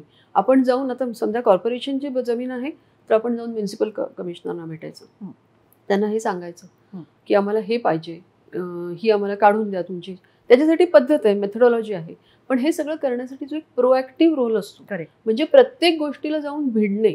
जर एखादं अप्रुव्हल तुमचं फॉरेस्ट डिपार्टमेंटमध्ये अडलंय तर त्या फॉरेस्ट ऑफिसरलाच जाऊन भेटायचं किंवा त्यांची जी यंत्रणा आहे ती प्रोसेस पूर्ण समजून घ्यायची की हे कसं सिक्वेन्शियली जातं आणि मग ते कुठं अडू शकतं. आणि तिथेच जाऊन त्या अधिकाऱ्याला आधी फोन करायचा किंवा त्याच्या वरिष्ठांना भेटायचं. काही परवानगी असं असायची की त्या दिल्लीमध्ये जायच्या. एखादा डिफेन्सच्या लँडचा तुकडा, मग मी दिल्लीमध्ये जायचे, तिथे जाऊन तिथल्या सगळ्या अधिकाऱ्यांची भेटायचे. असं करत करत करत आम्ही एकेका प्रोजेक्टमधल्या ज्या अडचणी होत्या त्या हळूहळू दूर करायला सुरुवात केली. मग प्रोजेक्ट अफेक्टेड पीपल ह्याच्यामध्येही काही घरं असणारे, काहींचे व्यवसाय, त्या व्यवसायांना तुम्ही असं बाहेर कुठे टाकू शकत नाही, कारण all this has to be done with lot of empathy and sympathy. आणि त्यांचे ह्युमन राईट्स जे आहेत ते तुम्हाला, भले ती अनऑथोराइज स्ट्रक्चर असली, त्या झोपड्या असल्या तरी on humanitarian ground they are entitled to certain rights. ते राईट्स प्रोटेक्ट करून आपल्याला जर करायचं असेल त्यासाठी त्याचं प्लॅनिंग करा. मग माझ्या लक्षात आलं एका प्रोजेक्टमध्ये आहे तर मी पुढच्या सगळ्या प्रोजेक्ट्सना ॲडव्हान्समध्ये, आता कुठला सेक्शन क्लिअर आहे जिथे इंजिनिअरिंग टीम किंवा कॉन्ट्रॅक्टर काम करू शकतो तो त्यांना अवेलेबल करून देणं. आणि मग एक एक आम्ही असे 100 मीटरचा पॅच, मग त्यात येणारी पियर ती जागा क्लिअर करून द्यायची. मग ह्या सगळ्या प्रोजेक्टमध्ये मला लक्षात आलं की युटिलिटीज खूप असतात जमिनीमध्ये आणि त्याचं काही आधी त्यावेळेला प्लॅनिंग केलेलं नसायचं. ती सगळी कॉन्ट्रॅक्टरच्या जबाबदारी म्हणून ठेवून दिलेली असायची. आणि कॉन्ट्रॅक्टरही काही करायचं नाही, कारण उशीर झाला त्याला व्हेरिएशन मिळतं, त्याचं काम वाढतं, त्यामुळं नोबडी यूज टू बॉदर. मग हळूहळू मी त्याच्यात गेलो. मग कुठल्या प्रकारची युटिलिटीज आहेत, हे काम इथं का येणे, तिथे पॉवरची लाईन आहे खाली, 200 kVची आहे, 33 kVची आहे, त्याला बाजूला शिफ्ट कोण करणार आहे, ती मग बेस्टची आहे का MSEBची आहे, गॅसची पाईपलाईन आहे ती MGLची आहे. आणि मग ह्या सगळ्या करून मी त्याचंही स्वरूप समजून घेतलं की हे शिफ्टिंग करायचं म्हणजे ते काय करतात. मग त्याचं एक एस्टिमेट येतं, ते पैसे त्यांना भरावे लागतात, त्यांना त्याच्यासाठी कॉन्ट्रॅक्टर अपॉइंट करायला लागतो जो ही कामं करतो. मग आज ह्या सगळ्या गोष्टी खूप सिस्टमॅटाईज झाल्यात, पण 15 वर्षांपूर्वी ते तसं नव्हतं. कारण मुंबईत एवढ्या मोठ्या प्रमाणावरची कामं ही, जेव्हा गडकरी साहेबांनी जे पूल बांधले, मोठे फ्लायओव्हर्स बांधले, ते सोडल्यानंतर एवढ्या मोठ्या प्रमाणाची कामं झालेलीच नव्हती. त्यामुळे ह्याच्यात येणाऱ्या अडचणींच्या बाबतीमध्ये कुठंही त्याचं एक सिस्टमॅटिक डॉक्युमेंटेशन किंवा ते कसं करायचं. टी चंद्रशेखर असताना रस्ते रुंदीकरणाची कामं झाली, त्याच्यामध्ये काही रिहॅबिलिटेशन करता एक फॉर्मॅट आलं, पण ते सुद्धा त्याचं सुद्धा असं खूप डॉक्युमेंटेशन ज्याला आपण म्हणतो असं फिक्स किंवा स्ट्रक्चर्ड नव्हतं. प्रत्येक वेळेला प्रोजेक्टनुसार तुम्हाला वेगळं करावं लागतं. तर माझ्या MMRDAच्या पहिल्या मी 5 वर्ष काम केलं आणि त्या 5 वर्षात प्रत्येक प्रोजेक्टवर आम्ही खूप नव्याने लर्निंग केलं आणि त्यातलं लर्निंग जे होतं ते पुढच्या प्रोजेक्टला वापरलं. आणि त्यामुळे काय झालं, सुरुवातीचा प्रोजेक्ट करताना जो कालावधी लागत होता तो हळूहळू कमी व्हायला लागला. म्हणजे मिलन आरोबी हा अवघा 1 किलोमीटरचा रस्ता होता, पण त्याला मला जवळ 3-4.5 वर्ष लागली. पण ईस्टर्न फ्रीवे पण आम्ही 4 वर्षात केलं. तो तर खूप मोठा होता, परंतु ती जी टेम्पलेट होती ती आपण सगळीकडे वापरायला सुरुवात केली. एअरपोर्ट. आणि दुसरं मला असं झालं की इनोव्हेटिव्ह म्हणजे प्रॉब्लेम सॉल्व्हिंग अप्रोच जर असेल ना, तर पॉलिसीत न बसणाऱ्या गोष्टी पण सोल्युशन काढायचं आणि मग आपल्या वरिष्ठांना सांगून त्याला पॉलिसी बनवायची. असा प्रकार आम्ही तिथे केला आणि त्याच्यामुळे माझे खूप प्रोजेक्ट्स त्या काळात पूर्ण झाले. आणि त्यामुळं my seniors also insisted that I continue. आणि तो मला असं वाटतं माझ्यासाठी खूप मोठी गोष्ट होती, कारण जनरली तुमचं 2 वर्ष 3 वर्षांनी बदली जेव्हा होते तर तेवढ्या वेळात प्रोजेक्ट पूर्ण होत नाही. 5 वर्षाचा कालावधी हा एक रिझनेबल पिरियड आहे मुंबईमध्ये तरी. आणि त्यामुळं राईट म्हणजे स्टार्ट टू फिनिश असे जवळजवळ 15-20 मोठे प्रोजेक्ट्स मी पूर्ण करू शकले. आणि त्याच्यामुळे जे लर्निंग झालं ते लर्निंग मग मला मेट्रोसाठी खूप उपयोगाचं पडलं. त्यामुळे मेट्रोमध्ये जेव्हा आलं तेव्हा it was an absolutely overwhelming, कारण एवढी 33.5 किलोमीटर लांबीची अख्ख्या मुंबईभर पसरलेली ही मेट्रो, ती सुद्धा पूर्ण अंडरग्राऊंड करायची. त्यासाठी आम्हाला तो काय 31,000 कोटीचा प्रोजेक्ट, जवळजवळ 37,000 कोटीचा हा प्रोजेक्ट आहे. आणि त्याच्यात पण म्हणजे टनेल करायची होती, तर टनेलला तुम्हाला 17 टनेल बोरिंग मशीन्स आम्हाला त्यासाठी वेगळ्या वेगळ्या पॅचमध्ये, कारण एकच मशीन आपण 33 किलोमीटर म्हणजे 33 किलोमीटरच्या 2 टनेल्स. तर मधली जर स्टेशन आपण सोडली तर साधारण सगळं टनेलिंग आमचं 55 किलोमीटरचं. मग ह्या टनेल करण्यासाठी 17 मशीन्स. आता ही ह्यूज मशीन्स असतात, ही म्हणजे 100 टन किंवा त्यापेक्षा जास्त टनाची. त्यांना जमिनीच्या पोटात घालण्यासाठी तुम्हाला तेवढे शाफ्ट्स लागणार. आता हे शाफ्ट्स आपण अख्ख्या मुंबईमध्ये मिळवायला आम्ही जेव्हा पहिली मी अलाइनमेंटला व्हिजिट केली तर लक्षात आलं की कुठंच जागा नाही. म्हणजे जी जागा मी आयडेंटिफाय केली होती त्या जागांवर पण झोपड्या आहेत किंवा घरं आहेत किंवा रस्ता आहे. मग ते रस्त्याला थांबून काम कसं करायचं. पण मला त्याचं बिलकुल म्हणजे भीती पण वाटली नाही आणि माझ्या मनात शंकाही आली नाही की हे होऊ शकणार नाही. याचं कारण असं होतं की माझा आधीचा जे 5 वर्ष आम्ही काम केलं आणि त्याच्यात इम्पॉसिबल वाटणाऱ्या गोष्टी हळूहळू जेव्हा प्रश्न सोडवत गेलो तेव्हा तो 2-3 वर्षात का होईना पण तो प्रश्न सुटला. पण मी तुम्हाला सांगते अश्विनीताई, हा चमत्कार वाटतो. म्हणजे मी अगदी आपल्या प्रेक्षकांनाही हे सांगू इच्छिते की जे मुंबई बाहेरचे असतील त्यांनी जरूर मुंबईत येऊन या अंडरग्राऊंड मेट्रोचा एकदा अनुभव घेऊन बघावा. हा चमत्कारच वाटतो की मुंबईसारख्या शहरामध्ये वरून एवढी कोट्यावधी माणसं प्रवास करत असताना खालून एक ट्रेन सुरू आहे आणि ज्याच्यातनं आपण इतका सुंदर प्रवास करतो आहोत. हे अशक्य म्हणजे वाटत होतं काही वर्षांपूर्वी. आणि तेव्हा अजून काय होतं थोडं की हे ठीक आहे हे करू, पण आजूबाजूला इमारती आहेत, काही जीर्ण झालेल्या इमारती आहेत, काही हायराईज बिल्डिंग आहेत, त्याच्यावरून रस्त्यावरून जाणाऱ्या ऑलरेडी रेल्वेचे ट्रॅक्स आहेत, एलिव्हेटेड रोड्स आहेत, फ्लायओव्हर्स आहेत, काही मंदिरं आहेत, मशिदी आहेत, रिलिजियस स्ट्रक्चर्स आहेत, पारसी टेम्पलचा विषय होता. तर अशा सगळ्याच्या खालून जाताना सेफ्टी म्हणजे एक जरी ॲक्सिडेंट झाला, एक जरी इश्यू निर्माण झाला तरी लोकांना प्रकल्पाबद्दल त्यांच्या मनात आधी शंका होत्याच. तर त्या शंका ज्या आहेत त्या क्षतपट होतील. त्यामुळे त्याचं भान ठेवून जी तांत्रिकता होती त्या तांत्रिकतेला कुठंही छेद जाणार नाही आणि सुरक्षिततेला कुठंही त्याच्यामध्ये कॉम्प्रोमाइज होणार नाही याची पूर्ण दखल घेऊन ते काम करायचं होतं. पण ते म्हणजे जसं मी म्हटलं की मला हे माहिती होतं की एकदा तुम्ही ते प्रश्न सोडवायला बसला ना कुठून तरी त्याचं मार्ग निघतील हे होतंच. आणि मेट्रो 3 करताना आम्ही अजून जास्त म्हणजे ज्याला म्हणतो की खूप पद्धतशीर काम केलं. म्हणजे माझी टीमसुद्धा म्हणजे त्यांनीसुद्धा सगळ्यांनी, कारण त्यांनाही आधीच्या वेगवेगळ्या प्रोजेक्ट्सचं खूप लर्निंग आणि त्याच्यातनं तयार झालेला अभ्यास होता. त्यामुळे आम्ही सगळ्या युटिलिटीज ह्याच्यात किती आहेत त्या आधीच अभ्यास केल्या. आपल्याला जर ट्रॅफिक डायव्हर्ट करावी लागली तर ऐन वेळेला ते न करता करावं म्हणून आधीच त्याचं सगळ्याचं नियोजन केलं. जेवढ्या आम्हाला रेग्युलेटरी फ्रेमवर्कमध्ये ज्या परमिशन्स घ्यायच्या होत्या मुंबई हा कोस्टल रेग्युलेटरी झोनमध्ये येतो, तर CRZच्या परमिशन, मँग्रोव्हजना प्रोटेक्टेड फॉरेस्ट म्हणतात, त्याची खूप मोठी कॉम्प्लिकेटेड अप्रुव्हल प्रोसेस आहे. जरी आम्ही ह्याच्या म्हणजे त्याच्या खालून जात असलो तरी सुद्धा आम्हाला त्या परवानग्या घेणं गरजेचं होतं. काही ठिकाणी स्टेशन आपल्याला वरून कट करूनच खाली जायचंय, अशा वेळेला झाडं तोडणं, मँग्रोव्ह तोडणं आणि ते परत आणणं, तर ह्याच्याकरता ज्या परमिशन घ्यायच्या आहेत, काही ठिकाणी एअरपोर्टची लँड आहे, डिफेन्सची लँड आहे, तर ह्या सगळ्याची आम्ही पूर्वतयारी, त्याच्या टीम्स वेगळ्या बनवल्या होत्या. असे काही रिटायर्ड माणसं आम्ही बरोबर घेतली की जे या संस्थांची अप्रोच करू शकतात. आणि मग जिथं माझी गरज आहे, जिथं मी गेल्यावरच बाबा मी कम्युनिकेट करू शकते अशी परिस्थिती आहे, तिथे मी जायला सुरुवात केली. आणि मुंबईतल्या मी त्या सगळ्यांचे आभार मानते की प्रत्येक गव्हर्नमेंटच्या ऑफिसने याच्यामध्ये आपला सहभाग दिलेला आहे. म्हणजे या अलाइनमेंटवर जेवढ्या जागा होत्या त्या वेगवेगळ्या शासकीय कार्यालयांच्या होत्या, त्यांचं ह्याच्यामध्ये सहभाग राहिला.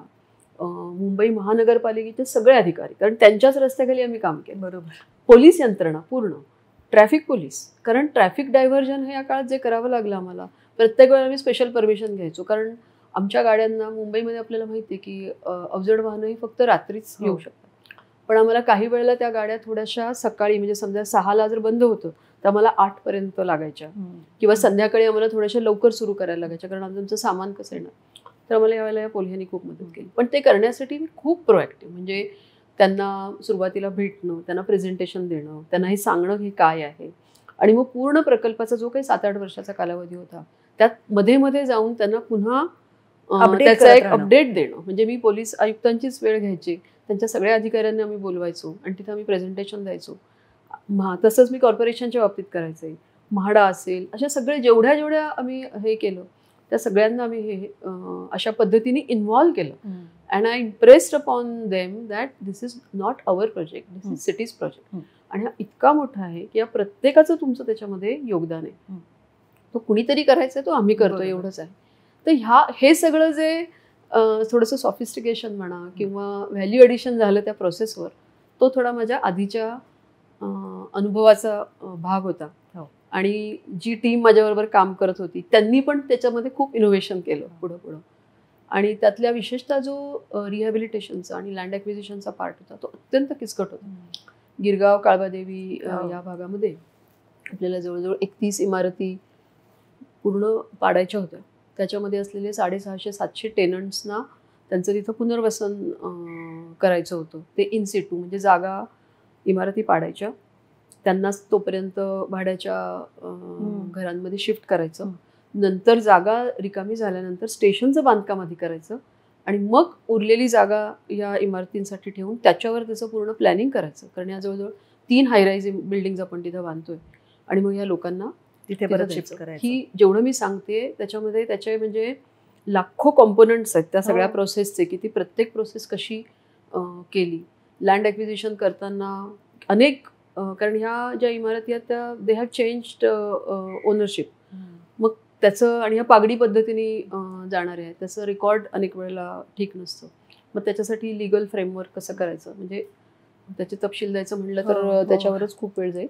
परंतु ह्या सगळ्या कॉम्प्लिकेशन्स आम्ही हाताळू शकलो, कारण आधीच्या प्रोजेक्टचा जो अनुभव होता मला असं वाटतं की लोकांचा विश्वास तुमच्यावर बसला, त्याच्यामुळे बसला. कारण दुसरं अजून एक महत्त्वाचा भाग असा होता की ह्याच्यामध्ये आम्ही ॲब्सोल्यूट ट्रान्सपरन्सी हा एक, आणि कम्युनिकेशन. कारण अनेक वेळेला प्रकल्पांच्या बाबतीमध्ये काय होतं, ती प्रकल्प करणारी जी यंत्रणा असते ती लोकांसाठी इतकी त्रयस्थ असते की नेमकं कोण करते. म्हणजे महानगरपालिका एखादं काम करतो म्हणजे नेमकं कोण करतं, महानगरपालिकेचं कुठलं लोकांना माहीत नसतं. घराजवळ येऊन काहीतरी सडनली रस्ता बंद होतो, खोदकाम सुरू होतं, हे खोदकाम कधी होणार आहे, कधी पूर्ण होणार आहे, त्याचं काय हे कोणाला माहीत नाही. 4 दिवस लेबर येतात, निघून जातात. अशी अनेक वेळेला हा अनुभव लोकांचा असतो. आता एवढं मोठं प्रकल्प करायचं आहे जो तिथे 4-5 वर्ष आमचं काम चालणार आहे, तर तिथे आम्ही खूप वेगळ्या पद्धतीने, पहिलं तर मी आमचे बॅरिकेड्स बदलले. पूर्वी जर बॅरिकेड रस्त्याला बघायचं तर नुसते 2 बांबूला काही हे लावलेले असायचे. नंतर तर आम्ही त्याला बॅरिकेड सुद्धा, ज्यांनी आमचा लोगो बनवला, एक छोटी डिझायनर कंपनी आहे, त्याच टीमकडनं आम्ही त्यांना सांगितलं की आम्हाला जे बॅरिकेड्स लावायचे त्याचं एक तर मला कलर कॉम्बिनेशन आमच्या लोगोच्या कलर्सचं पाहिजे.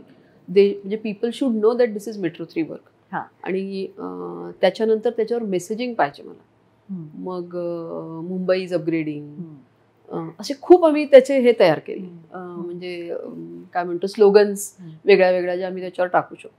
त्याच्यानंतर तिसरी गोष्ट, त्याच्यावर आम्ही कोण हे काम करते ते अतिशय स्पष्टपणे आमच्या सगळ्यांचे लोगो टाकून लिहिलं. आम्हाला सपोर्ट कोणाचे, कुठला कॉन्ट्रॅक्टर आहे, कामाचं स्वरूप काय आहे, आणि हे सगळे खूप अत्यंत प्लेझंट अशा कलर्स मधले हे आमचे बॅरिकेड्स होते. आणि ते बॅरिकेड जिथं आम्ही कामं केली त्याचे ह्या छोट्या छोट्या गोष्टींनी खूप फरक लक्ष देऊन काम, की तुमची अशी जी मेंटल इन्व्हेस्टमेंट सगळ्या टीमची असते.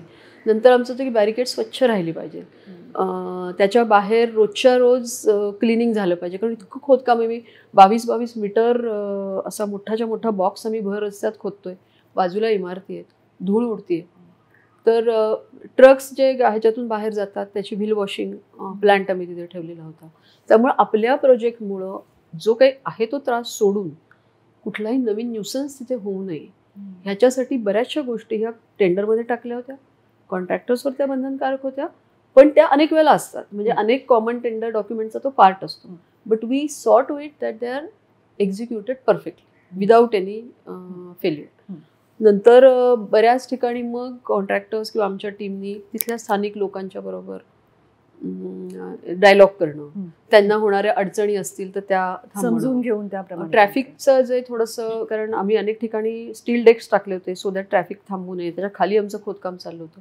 पण एवढं करून जवळजवळ पूर्ण जेव्हा प्रोजेक्ट पीकला होता तेव्हा 1000 ते 2000 ट्रॅफिक मार्शल्स आम्ही बाहेरून भरती करून प्रोजेक्टमध्ये ठेवलेले होते. So they apart from traffic police एवढे असूच शकत नाही. त्यामुळे ते सगळे त्या ठिकाणी काम करून ट्रॅफिक मॅनेजमेंटचं काम, लोकांना रस्ता क्रॉस करून देण्याचं काम हे करत असत. आणि आमची सगळी टीम ही सतत, म्हणजे कोणीही प्रॉब्लेम आला तो साईटवरती जर असेल. आणि दुसरं असं केलं की सोशल मीडियाचा खूप इफेक्टिव्ह वापर. आणि मग दॅट टाईम, म्हणजे पहिल्यांदा मी माझं स्वतःचं ट्विटर हँडल पूर्वी पण होतं, मी कधी वापरायचे नाही, पण मग मी असं केलं की शेवटी काय आहे, MMRCच्या ट्विटर हँडलवरून तुम्ही काही टाकलं तरी पुन्हा लोकांना चेहराच दिसत नाही.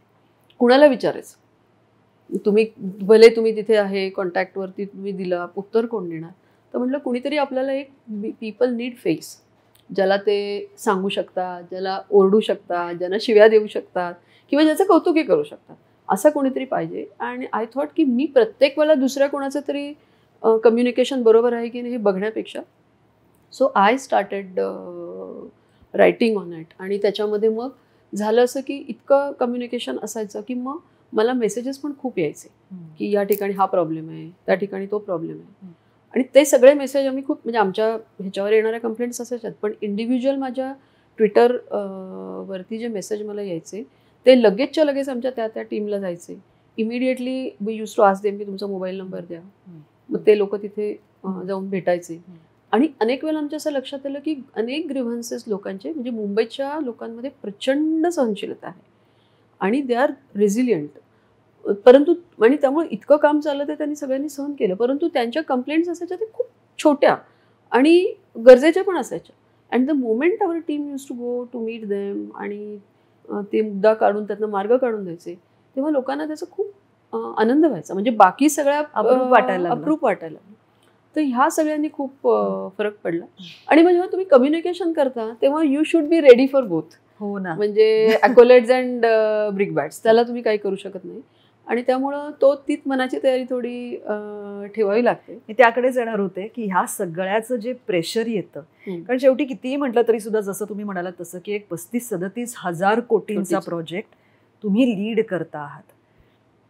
आता मुंबई हे शहर असं आहे की माझ्या मते त्याची त्या अर्थाने आता कपॅसिटी संपली आहे. म्हणजे आता हे शहर आडवं वाढू शकत नाही, हे खाली वाढू शकतं किंवा वर वाढू शकतं, एवढंच उरलंय. आणि आता लास्ट माईल कनेक्टिव्हिटी असली तरी सुद्धा किंवा सिटी प्लॅनिंग असलं तरी सुद्धा साधारणपणे शहराच्या पायाभूत सुविधांचा विचार करायला लागला की तुमचा चेहरा डोळ्यासमोर येतो आणि तुमचं नाव लोकांच्या आता नजरेत आलेलं आहे. ह्या सगळ्याची जबाबदारी घेताना जे प्रेशर येतं ते तुम्ही कसं हँडल करता? कधीतरी तर असं होत असेल की आपण खूप त्या प्रेशरखाली दबले जातो आहोत असं वाटत असेल, कधीतरी असं होत असेल की कुठेतरी हेल्पलेसनेस येत असेल, काय आपण ह्याच्या पलीकडे करू शकतो असं वाटत असेल, तर हा सगळा तणाव तुम्ही कसा काय हँडल करता? तणाव तर येतो आणि अनेक वेळेला असे काही काही प्रसंगही असायचे किंवा एक वेळेमध्ये एखादी गोष्ट नाही झाली तर त्याचं टेन्शनही असायचं. गिरगाव काळबादेवीमध्ये आता अजून म्हणजे आमचं TBM तर सुरू झालं, परंतु प्रत्यक्षामध्ये लँड ॲक्विजिशन होत नाही आहे. काही वेळेला कोर्टाच्या केसेसमुळं काम थांबलं आहे. तर एवढा मोठा आपण घाट घातला आहे आणि तो जगन्नाथाचा होणार की रथ. नाही होणार आणि समजा अर्धवट काही राहिलं तर आणि मध्येच त्याला काही प्रश्न निर्माण झाला तर, कुठे प्रकल्पामध्ये मोठा काही ॲक्सिडेंट झाला चुकून, त्याच्यामुळं काही निर्माण झालं तर, दुसऱ्या दिवशीच्या पेपरमध्ये सडनली कुठली बातमी काय येईल, म्हणजे हेच टेन्शन तर असायचंच. पण मला असं वाटतं टेन्शन असणं हे सुद्धा तुमचा तो ट्रिगर असतो. आणि अनेक वेळेला मग कित्येकदा रात्री मला ते डोक्यामध्ये माझ्या तेच असायचं. पण मग मी फटाफट म्हणजे माझ्या लोकांना माहिती होतं की मी रात्री पण खूप मेसेजेस पाठवायचे की हे माझ्या डोक्यात असायचं. त्यामुळे मी त्यांना लगेच अजून काही गोष्टी अँटिसिपेट करून आपल्याला ही कामं करायची. आणि जेव्हा आम्ही टनेलिंगचं काम सुरू करणार होतो, TBM पहिल्यांदा लॉन्च करणार होतो, त्याच वेळेला आमच्याकडे असं होतं की ज्या बिल्डिंग्स डिलॅपिडेटेड असतात किंवा कुठल्याही टनेलच्या दोन्ही बाजूला त्या सगळ्याचं प्रायर पण सर्वेक्षण केलं जातं आणि ड्युरिंग कन्स्ट्रक्शन त्याला वेगवेगळ्या इन्स्ट्रुमेंट्स लावून त्याची हेल्थ कंटिन्युअस तपासली जाते. म्हणजे या बिल्डिंग कुठे टिल्ट होते का, त्याला काही डिस्प्लेसमेंट होते का, त्यात क्रॅक असलेल्या क्रॅक्स वाढतात का. पण मी म्हटलं हे आपल्याला माहिती आहे, लोकांना कुठं माहिती आहे. तर हे एवढी सगळी आपली म्हणजे आंतरराष्ट्रीय दर्जाची ही सिस्टीम आहे. तर मी म्हटलं की नथिंग डुईंग, आपण सगळ्या पत्रकारांना बोलवायचं, त्यांच्यासाठी हे सगळे जे इन्स्ट्रुमेंट्स आहेत ती आधी लावा आणि त्यांना म्हणजे ह्या गोष्टी मला अशा आठवायच्या कधीतरी आणि मग मी रात्री त्यांना सूचना द्यायचे. आणि पण मला असं लक्षात आलं की टेन्शन घेऊन काही होत नाही. You should always use that stress as a positive trigger. म्हणजे जर स्ट्रेस नाही आला तर तुम्ही खूपच कॅज्युअल आणि केअरलेस राहाल. त्यामुळे तुम्हाला प्रकल्प झाला काय नाही झाला काय, मी 2 वर्ष आहे तेवढ्यापुरतं मी काम करते, पुढचा पुढे बघेल. कारण शासकीय ह्याच्यामध्ये असं होतं, तो काही तुमचा स्वतःचा बिझनेस नसतो, तुमचं स्वतःचं बॅलन्स शीट नाही आहे आणि तुमचा प्रॉफिट अँड लॉस अकाउंट स्वतःचा पण नाही आहे. त्यामुळे असं होऊ शकतं. पण मी म्हटलं नथिंग डुईंग, ही जर माझी जबाबदारी आहे तर हे मला करायचं आहे. आणि मग तीच गोष्ट प्रत्येकातच आमच्याकडे इन्कल्केट झालेली होती की आणि टीम म्हणून I had a great team आणि ह्या सगळ्यांमध्ये ती इतकी जबाबदारीची जाणीव होती की रात्रीत एखादी गोष्ट करायची तर लोक ते करायचे. 24 तास आमची टीम फील्डवरती अवेलेबल असायची. त्यामुळे स्ट्रेस मॅनेजमेंटच्यासाठी मी एकच सांगू शकते की you have stress will always be there, तो कधीच जात नाही. पण त्याला तुम्ही एक पॉझिटिव्ह ट्रिगर म्हणून धरून तो स्ट्रेसची वेळ ॲक्च्युली येऊच नाही याच्यासाठी तुम्ही काही गोष्टी अँटिसिपेट करून ते जर काम पद्धतशीरपणे केलं तर यू मॅनेज इट व्हेरी वेल.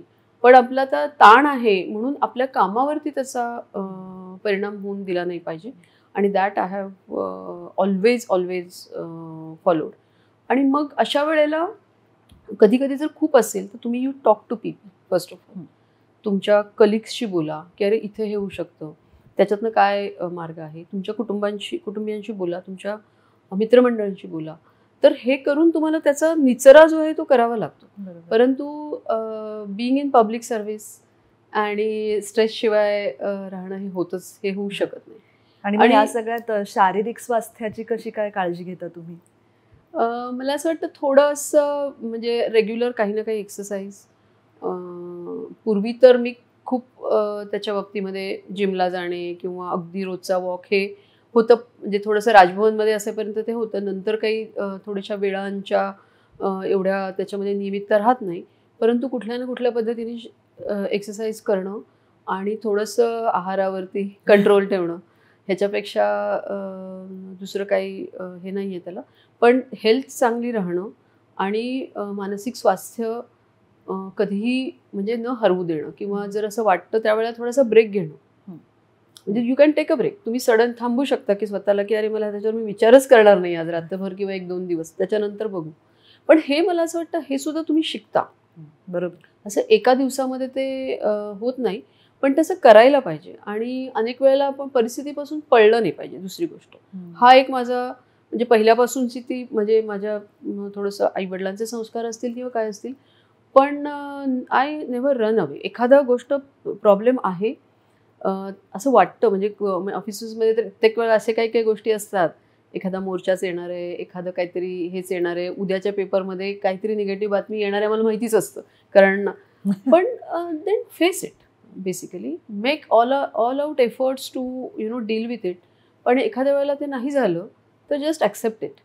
हे तुम्हाला थोडं करावं लागतं. आणि एखादी समस्या आहे तर साईटवरती जाणं, तिथे जाऊन लोकांशी बोलणं स्वतः, आणि लीडिंग बाय एक्झाम्पल. तुम्ही जर स्वतः केलं तर मग तुमची टीमसुद्धा त्याच्यामध्ये राहते. आणि मला हे कधीही आवडत नाही की कोणीतरी खालचा करेल, माझ्यापर्यंत गोष्टी आल्या नाही पाहिजेत, तुमचं तुम्ही बघून घ्या. हे विषय असा माझा कधीच नसतो. जो आहे, अँड आय ऑलवेज थिंक की जी जबाबदारी माझ्या एखाद्या फील्डवरच्या ज्युनियर इंजिनियरची आहे, ती या प्रकल्पाची प्रमुख अधिकारी म्हणून ती माझी पण आहे. हे मी असं म्हणजे मी ते अशा पद्धतीने जबाबदारीची वितरण मी कधी करत नाही. Whereas all powers are delegated. आमच्या कंपनीमध्ये बोर्डाने मला 100% पॉवर डेलिगेट केले आणि माझ्याकडून मॅक्झिमम पॉवर्स मी फील्ड मशिनरीवर डेलिगेट केलेत. पॉवरचं सेंट्रलायझेशन नाही, so that everybody can take decision. पण म्हणून ती व्यक्ती डिसिजन घेते, म्हणजे एखादा निर्णय चुकला तर ती त्याची जबाबदारी, हे असं कधीच नाही. उलट आम्ही तर सुरुवातीला जेव्हा माझे अनेक अधिकारी पण नवीन होते, नवीन नवीन मुलं, त्या सगळ्यांना मी तेच सांगायचो की चूक झाली तर होऊ द्या, आम्ही आहोत ती चूक सांभाळायला, परंतु ग्राउंडवरती जाऊन गोष्टी फेस केल्या पाहिजेत. आणि एखादं चांगलं काम केलं तर ते तुमच्या क्रेडिट्स आहे. तर स्ट्रेस हाताळण्याचे याच गोष्टी आहेत, म्हणजे facing the situation, dealing with it, आणि नॉट टू रन अवे. तुम्ही जर ॲक्सेप्टच केलं नाही की there is an elephant in the room, तर मग तुम्ही त्याच्यातच राहू शकणार. तर तो ॲक्सेप्टन्स, आणि मग त्याच्यानंतर त्याला एक सामूहिक अशा टीमनी देणं. कारण शेवटी मी असा विचार करायचा आहे, ही माझी एकट्याची, प्रत्येक वेळेला असं टेन्शन आलं तर नाही, माझ्याबरोबर इतके अधिकारी आहेत, दे आर ऑल एक्सपर्ट्स, माझ्यापेक्षा जास्त एक्सपर्ट्स आहेत, माझे कन्सल्टंट्स आहेत, एवढे कॉन्ट्रॅक्टर्स, भारतातले सगळ्यात मोठे कॉन्ट्रॅक्टर्स आपल्यासोबत आहेत. आणि त्यामुळं हा प्रश्न सुटतो. फक्त कम्युनिकेशन ठेवणं हे त्यातलं फार महत्त्वाचं असतं.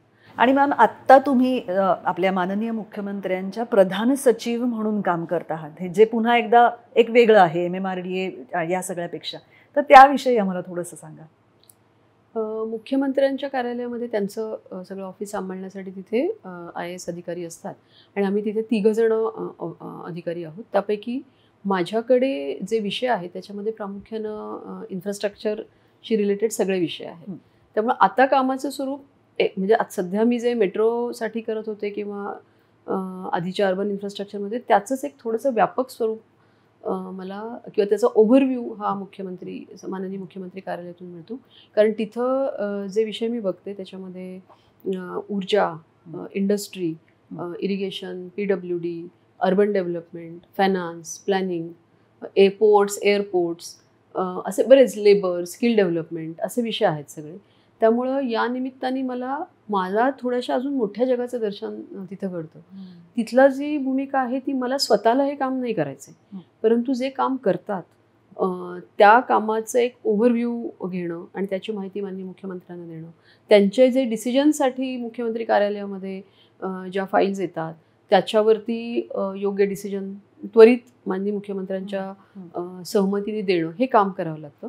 आणि याच्याशिवाय आम्ही मुख्यमंत्री स्वतः, म्हणजे त्यांचा इन्फ्रास्ट्रक्चर फोकस एवढा आहे की तिथे एक मुख्यमंत्री war room, CM war room आम्ही चालवतो, ज्याच्यामध्ये पूर्ण महाराष्ट्रभर चालणाऱ्या महत्त्वाच्या प्रकल्पांचं मॉनिटरिंग केलं जातं. आणि तिथे माझ्याकडे एक 7-8 यंग प्रोफेशनल्सची टीम आहे. ह्या सगळ्या प्रोजेक्ट्सचा एक डॅशबोर्ड आहे, त्याचं सगळ्याचं जिओ टॅगिंग केलेलं आहे. आणि हे प्रोजेक्ट अनेक प्रकारचे, म्हणजे सगळ्या मुंबईतल्या, पुण्यातल्या, नागपूरची मेट्रो, ह्यांचं पण आम्ही तिथून सुपरविजन करतो.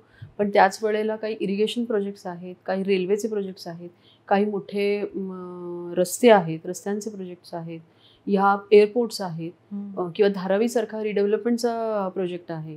ह्या सगळ्याचं सुद्धा सुपरविजन आम्ही तिथून करतो. आणि त्यामुळं मग त्याच्यामधल्या मला अनेक नवीन इन्साईट्स, आता एनर्जी सेक्टर हा नवीन आहे, इंडस्ट्री सेक्टर हा नवीन आहे, हे सुद्धा मला मिळतात. आणि माझ्या अनुभवाचा जो फायदा आहे तो तिथं ते प्रोजेक्ट गतिमान होण्यासाठी, त्यांच्या अडचणी तिथे दूर करण्यासाठी.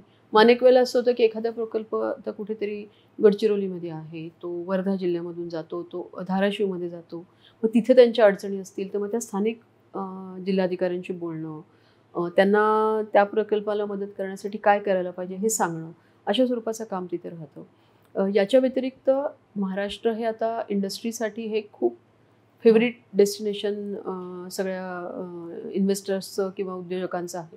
परंतु ते खरंच तसं ठेवणं आणि वेगवेगळे इन्व्हेस्टर्स जेव्हा येऊन मुख्यमंत्री महोदयांना भेटतात आणि त्या इच्छा व्यक्त करतात, त्यावेळेला इंडस्ट्री डिपार्टमेंटशी कोऑर्डिनेट करून त्यांना त्यांचे प्रश्न सुटतील की नाही, आणि अनेक वेळेला मग वेळ नसेल तर ते माझ्याकडे येतात, तर त्यांचे प्रश्न तेव्हा ते मांडतात.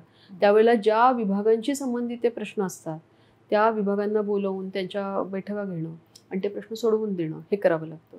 तर डॅव्होसमध्ये जेव्हा वर्ल्ड इकॉनॉमिक फोरममध्ये महाराष्ट्राचा प्रेझेन्स हा खूप स्ट्रॉंग होता आणि माननीय मुख्यमंत्री महोदयांच्या अतिशय प्रोॲक्टिव्ह आणि इंडस्ट्री फ्रेंडली अशा प्रकारच्या इमेजमुळं आणि त्यांनी जे काम केलं आहे त्यामुळे आपल्याला खूप मोठ्या प्रमाणावर इन्व्हेस्टमेंट्स सुद्धा त्यावेळेला मिळाल्या. तर त्या सगळ्या इन्व्हेस्टर्सना पुढं त्यांची कामं, म्हणजे तिथे फक्त जे MOU सही करणं हे त्याचं एक व्हिजिबल रूप होतं, परंतु बॅकग्राऊंडला ते सही होण्यापूर्वी पण त्यांच्याशी बोलणं, त्यांना काय काय आपल्याकडनं अपेक्षित आहे आणि सध्याच्या धोरणामध्ये त्यातलं काय बसतं, काय स्पेशल कन्सेशन्स त्यांना गरजेचं आहे. कारण आता महाराष्ट्रामध्ये खूप मोठ्या प्रमाणावरती फ्रंटियर टेक्नॉलॉजी किंवा नवीन इंडस्ट्री येते. मग त्याच्यामध्ये रिन्युएबल एनर्जी असेल, त्याच्यामध्ये डेटा सेंटर्स असतील, ग्रीन हायड्रोजन, ग्रीन स्टील किंवा डिफेन्स आणि एअरस्पेस ह्याच्या सेक्टरमधले अनेक प्रकल्प. तर ह्या प्रकल्पांच्या गरजा वेगळ्या असतात. आत्तापर्यंतच्या आपल्या पॉलिसीजमध्ये ते बसतात की नाही, मग ते नसतील तर त्याप्रमाणे त्या विभागांना त्यांची धोरणं बदलायला लावणं आणि त्याच्यासाठी सातत्याने पाठपुरावा करणं. आणि मुख्यमंत्री महोदय स्वतःही गतिमान प्रशासनाला म्हणजे सतत बळ देणारे असल्यामुळं अनेक वेळेला विभागाचा एखादा धोरण बदलाचा निर्णय हा खूप प्रक्रियेतून जातो. तो विभाग पुटअप करतो, मग प्लॅनिंगमध्ये जातं, फायनान्समध्ये जातं, लॉ अँड ज्युडिशरीकडे जातं. मग ह्या सगळ्यांच्या प्रक्रिया किचकट असतात. तर त्यांना प्रत्येकाला मग आमच्या कार्यालयातून त्याचा पाठपुरावा होतो आणि मग आणि शिवाय ते कॅबिनेटला म्हणजे मंत्रिमंडळाच्या मान्यतेसाठी आणावं लागतं. पूर्वी आम्ही होतो तेव्हा आम्हाला माहिती होतं एकदा मंत्रिमंडळाच्या मान्यतेला कितीतरी महिने लागायचे, परंतु आता तसं होत नाही. ठरवलं की तेव्हा टाइम बाउंड पद्धतीने म्हणजे CM ऑफिस, माझे सगळेच सहकारी, आम्ही अशा पद्धतीने एक मिशन मोडमध्ये तिथे काम करतो आणि 100 दिवसांचा प्रोग्राम आम्ही राबवला, ज्याच्यामध्ये सगळे विभाग म्हणजे महाराष्ट्रातली जेवढी काही विभाग आहेत, ग्राउंडवरची कार्यालय, त्यांना एक विशिष्ट प्रोग्राम दिलेला होता. त्या प्रशासकीय रिफॉर्म्स होत्या, कार्यालयीन रिफॉर्म्स होत्या, लोकांपर्यंत जाणं होतं आणि ह्या सगळ्याचं अगदी क्लोज मॉनिटरिंग करून त्यांचं रँकिंग करणं. आता तो प्रोग्राम आम्ही खूप चांगल्या पद्धतीने राबवल्यावर आता पुढचा 150 दिवसांचा प्रोग्राम आहे. त्याच्यात आम्हाला विकसित महाराष्ट्राचं एक व्हिजन डॉक्युमेंट बनवायचं आहे. महाराष्ट्राची प्रशासने अधिकाधिक डिजिटल आणि ई-गव्हर्नन्सकडे जाईल यासाठी प्रयत्न चालला आहे. आणि प्रशासनामध्ये पण सुधारणा आवश्यक असतात. अनेक वेळा जर प्रशासकीय अधिकाऱ्यांचीच अडचणी असतील तर ते तेवढ्या जोमाने काम करू शकत नाही. तर हे मुद्दे CM साहेबांनी हेरलेत आणि ह्याच्यावरती आता आम्ही मोठ्या प्रमाणात काम करतो. म्हणजे फोकस्ड काम पण असतं आमचं आणि शिवाय आमच्याकडे असलेल्या विषयांमधले ज्या अडचणी आहेत त्या अडचणी दूर करणं म्हणजे एक प्रोॲक्टिव्ह ॲडमिनिस्ट्रेशन आणि लोकाभिमुख प्रशासन आणि गतिमान प्रशासन आणि शिवाय भविष्याचं वेध घेणारं प्रशासन. म्हणजे आजचा प्रश्न आज एक मेट्रो करून काम होणार नाही आहे. आपल्याला मूळ प्रश्नाला समस्या म्हणजे कंजेशनची समस्या संपायची जर असेल तर तुम्हाला अजून काय करावं लागेल याचा सतत वेध घेणं आणि त्यासाठी माननीय मुख्यमंत्री महोदयांना आवश्यक ते सर्व सपोर्ट करणं हे काम सध्या मी करते. एकच आता मी शेवटचा प्रश्न विचारते. असं बरेचदा माझं होतं पण एक जेंडर सेन्सिटिव्ह अर्बन प्लॅनिंग असं ज्याला म्हणतात की म्हणजे विशेषतः कारण हे वुमन की बात आहे म्हणून मी हा प्रश्न विचारते आहे की बायकांसाठी काही वेगळ्या पद्धतीने आपल्या शहरामध्ये काही सुधारणा केल्या जाव्यात याच्यासाठी तुम्ही काही प्रयत्न करता का? आता ह्याला सगळ्याला म्हटलं जातं इन्क्लुझिव्ह ॲडमिनिस्ट्रेशन, इन्क्लुझिव्ह इन्फ्रास्ट्रक्चर, ज्याच्यात नुसत्या महिलाच नाहीत तर एल्डरली आणि डिसेबल्ड पीपल, फिजिकली चॅलेंजिंग जे चॅलेंज्ड आहेत असे लोक, ह्या सगळ्यांना म्हणजे रस्त्यावरून चालताना आपण नेहमीच फक्त एक एबल पुरुष फक्त तिथेच रस्त्यावरून त्या गर्दीतून चालू शकेल असं डोळ्यासमोर ठेवून बऱ्याच वेळा रचना होतात, पण तिथं ही चालू शकत नाही. एखाद्या रेल्वे स्टेशनमध्ये सगळ्यांना त्या गर्दीमध्ये घुसता येत नाही, तर आता ह्याच्यासाठी अशा प्रकारे inclusive administration, inclusive facilities, inclusive amenities किंवा इन्क्लुझिव्ह इन्फ्रास्ट्रक्चर ही खूप जाणीव मोठ्या प्रमाणावर प्रशासनामध्ये झालेली आहे. आणि इन्क्लुझिव्हिटी हा विषय प्रत्येक स्टेजला येतो. आता साधं मेट्रो जर आम्ही आता करतो, हे नवीन प्रकारचं इन्फ्रास्ट्रक्चर आहे, जुन्यामध्ये नव्हतं. इथं महिलांची सुरक्षितता ह्याला प्रचंड महत्त्व आहे. त्यामुळे CCTV कॅमेरे आहेत किंवा कुठलीही जागा कॉर्नर असा अनलिट असता कामा नये की जिथं सेफ्टी हा इश्यू होईल. ह्या जाणीवा इतक्या टोकदारपणे आधी नव्हत्या, त्या आता सगळ्यामध्ये झाल्यात. पण याचा अर्थ असा नाही की ते आता सगळे प्रश्न संपलेत. शहरामध्ये जर बघायला गेला तर फुटपाथवर असेल, सुरक्षितपणे लोकांना चालता आलं पाहिजे, सुरक्षितपणे कुठल्याही पब्लिक ट्रान्सपोर्टनी प्रवास करता आला पाहिजे, ह्याकडे आता विशेष जाणीव केली जाते. त्यामुळेच मोठ्या प्रमाणावर CCTVचं नेटवर्क, कॅमेऱ्यांचं नेटवर्क हे पूर्ण शहरामध्ये हे आता आहे. त्या सगळे बाहेरून ऑब्झर्व केले जातात. याचा म्हणजे होम डिपार्टमेंटला पण ह्याचं खूप इनपुट्स मोठ्या प्रमाणावर असतात. आणि ह्याचा वारंवार म्हणजे आता आपले मुख्यमंत्री हे गृहमंत्री पण आहेत, त्यांच्याकडून ह्या सगळ्या मुद्द्यांवरती वारंवार रिव्ह्यू केला जातो. शहरामध्ये स्त्रियांची सगळ्यात महत्त्वाची अडचण असते ही टॉयलेट्स नसणं. कारण तुम्ही जेव्हा प्रवास करता त्यावेळेला आता ह्याच्याबद्दल सुद्धा आम्ही आमच्या सगळ्या हे टॉयलेट सेवा नावाच्या एका ॲपवर आता आमची ह्याचे सुद्धा टॉयलेट्स आणलेली आहेत की जेणेकरून लोक स्वतःच त्याच्यावरती हे करून आपली त्याचे जे स्टेटस आहे ते त्याच्यावरती अपडेट करू शकतील. आणि ह्याच्यासाठी म्युनिसिपल कॉर्पोरेशन असेल किंवा महिला आणि बालकल्याण विभाग असेल, ह्या एक कॉन्शियस एफर्ट्स केले जातात की ह्या सुविधा महिलांना देण्यासाठी त्यांच्यासाठीची आवश्यकता आहे आपल्या म्हणजे इन्फ्रास्ट्रक्चरमध्ये, प्लॅनिंगमध्ये ते घेतलं पाहिजे.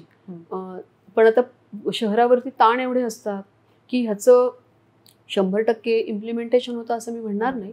पण आधीच्यापेक्षा आत्ताच्या परिस्थितीमध्ये ह्या सगळ्याची जाणीव आणि तुमच्या प्लॅनिंग फ्रेमवर्कमध्ये जेंडर इन्क्लुझिव्हिटी ह्याला खूप महत्त्व आले. चेन्नई कॉर्पोरेशननी तर एक मोठा म्हणजे जेंडर सेन्सिटिव्ह इन्फ्रास्ट्रक्चर आणि त्यासाठी काय काय केलं पाहिजे याच्यासाठी एक पूर्ण सेलच चालवला होता. मुंबईमध्ये, मुंबई महानगरपालिकेमध्ये पण त्यांचा जो प्लॅनिंग डिपार्टमेंट आहे त्याच्यामध्ये ह्याच्यासाठी वेगळी यंत्रणा आहे. तर हे हळूहळू याचं एक हे वाढत जातं. आणि आपल्याकडे खूप NGOज आहेत ज्या या सेक्टरवर काम करतात, ज्या जसं म्हणजे महिलांना असलंच पाहिजे याच्यासाठी मला वाटतं I forgot the name of that NGO, म्हणजे ही सगळी राईट टू पे हे अशा प्रकारे प्रत्येक सेक्टरमध्ये म्हणजे जिथं सुरक्षिततेचा प्रश्न आहे, रेड डॉट नावाची एक हे आहे की कुठल्या कुठल्या एरियाज आहेत की ज्या मुंबईसाठी सुरक्षित नाही आहेत, हे सांगणारे NGOज आहेत. आणि त्या पोलीस विभागाबरोबर, म्युनिसिपल कॉर्पोरेशनबरोबर काम करतात जेणेकरून तिथंपर्यंत इन्फ्रास्ट्रक्चर पोहोचेल. तर असं मोठं जाळं नॉन गव्हर्नमेंटल ऑर्गनायझेशनचं हे मुंबईमध्ये वेगवेगळ्या सेक्टरमध्ये काम करणार आहे. आणि ते सगळं प्रशासनाबरोबर काम करतं. आणि त्याच्यातून हळूहळू, कारण हे जे बदल असतात ना ते फार किचकट असतात, ते एका and most of them involve behavioural change. नाही, आणि ते कसं आहे की जसं मी म्हटलं तसं की प्रशासकीय सेवेतल्या लोकांना ह्याची जाणीव आहे आणि ते त्या दृष्टीने प्रयत्न करतायत. हे ऐकूनही आम्हाला बरं वाटतं की आणि ह्याच्यावर भरपूर काम होतं. आमचे जेवढ्या सगळ्या डिपार्टमेंट्स आहेत ते, आणि त्यात NGOज, त्यांना फंड करणाऱ्या पण खूप एजन्सीज असतात. फक्त ह्याचा जो प्रोग्रेस असतो तो खूप स्लो असतो, कारण तुम्हाला खूप लेयर्सवर काम करावं लागतं. आणि मग छोटे छोटे छोटे असे सेक्टर्स घेऊन त्याच्यावरती काम केलं जातं. पण हे काम प्रशासनात होत असतं. आणि आत्ता आमचं जे विकसित महाराष्ट्र 2047चं जे विजन डॉक्युमेंट बनतंय त्याचा सगळ्यात महत्त्वाचा पिलर हा इन्क्लुझिव्हिटी आहे. 4 पिलर्सवर आम्ही काम करू, त्यातला सगळ्यात महत्त्वाचा पिलर्स हा इन्क्लुझिव्हिटी. मी परत त्या मुद्द्याकडे येते की आपल्यातलं कोणीतरी, मी पुन्हा पुन्हा आपल्यातलं कोणीतरी एवढ्यासाठी म्हणतं की तुम्ही सगळेच बघता आहात की अस्खलित मराठी बोलणाऱ्या अश्विनीताई ज्या नेहमीच सगळीकडे सांगतात की त्यांना साहित्याची आवड आहे, म्हणजे आपल्यापैकीच अनेकांपैकी त्या एक आहेत. पण त्या आज अशा एका पोझिशनमध्ये आहेत, अशा एका हुद्द्यावर आहेत की जिथे आपण अतिशय कौतुकाने बघण्याच्या पलीकडे आत्ता तर काहीच करू शकत नाही. पण माझ्या बाजूनी मी फक्त एवढंच म्हणू शकते अश्विनीताई तुम्हाला की आमच्या बाजूनी नागरिक म्हणून ह्या सगळ्या तुमच्या कामासाठी 100% सहकार्य आम्ही देऊ किंवा देण्याचा आम्ही आमच्या बाजूनी प्रयत्न करतच असतो. आणि ह्यामध्ये कधीही कुठेही काही छोटे मोठे प्रॉब्लेम्स आले तरी त्याबद्दल प्रोजेक्टविषयी शंका न मनात येऊ देण्याचं आम्ही निश्चित तुम्हाला एक आश्वासन देऊ शकतो. पण मला वाटतच नाही तसं काही होईल ते. आणि लवकरच मुंबई मेट्रोचे जे उरलेले तुमचे टप्पे आहेत तेही पूर्ण होत जातील, कारण तुम्ही तिथे आहात म्हटल्यानंतर आम्हाला तो एक विश्वास, ती खात्री ती तुम्ही तुमच्या मेहनतीतनं कमावलेली आहे. त्यामुळे मला फार बरं वाटलं की आज आरपार वुमन की बातमध्ये तुम्ही आमच्याशी बोललात. कारण आम्हाला अशाच व्यक्तींशी बोलायचं आहे की तुम्ही म्हणाल तसं लीडिंग बाय एक्झाम्पल ज्या करतात त्या. तर त्यामुळे थँक्यू व्हेरी मच. पुन्हा एकदा तुमचे मनपूर्वक आभार.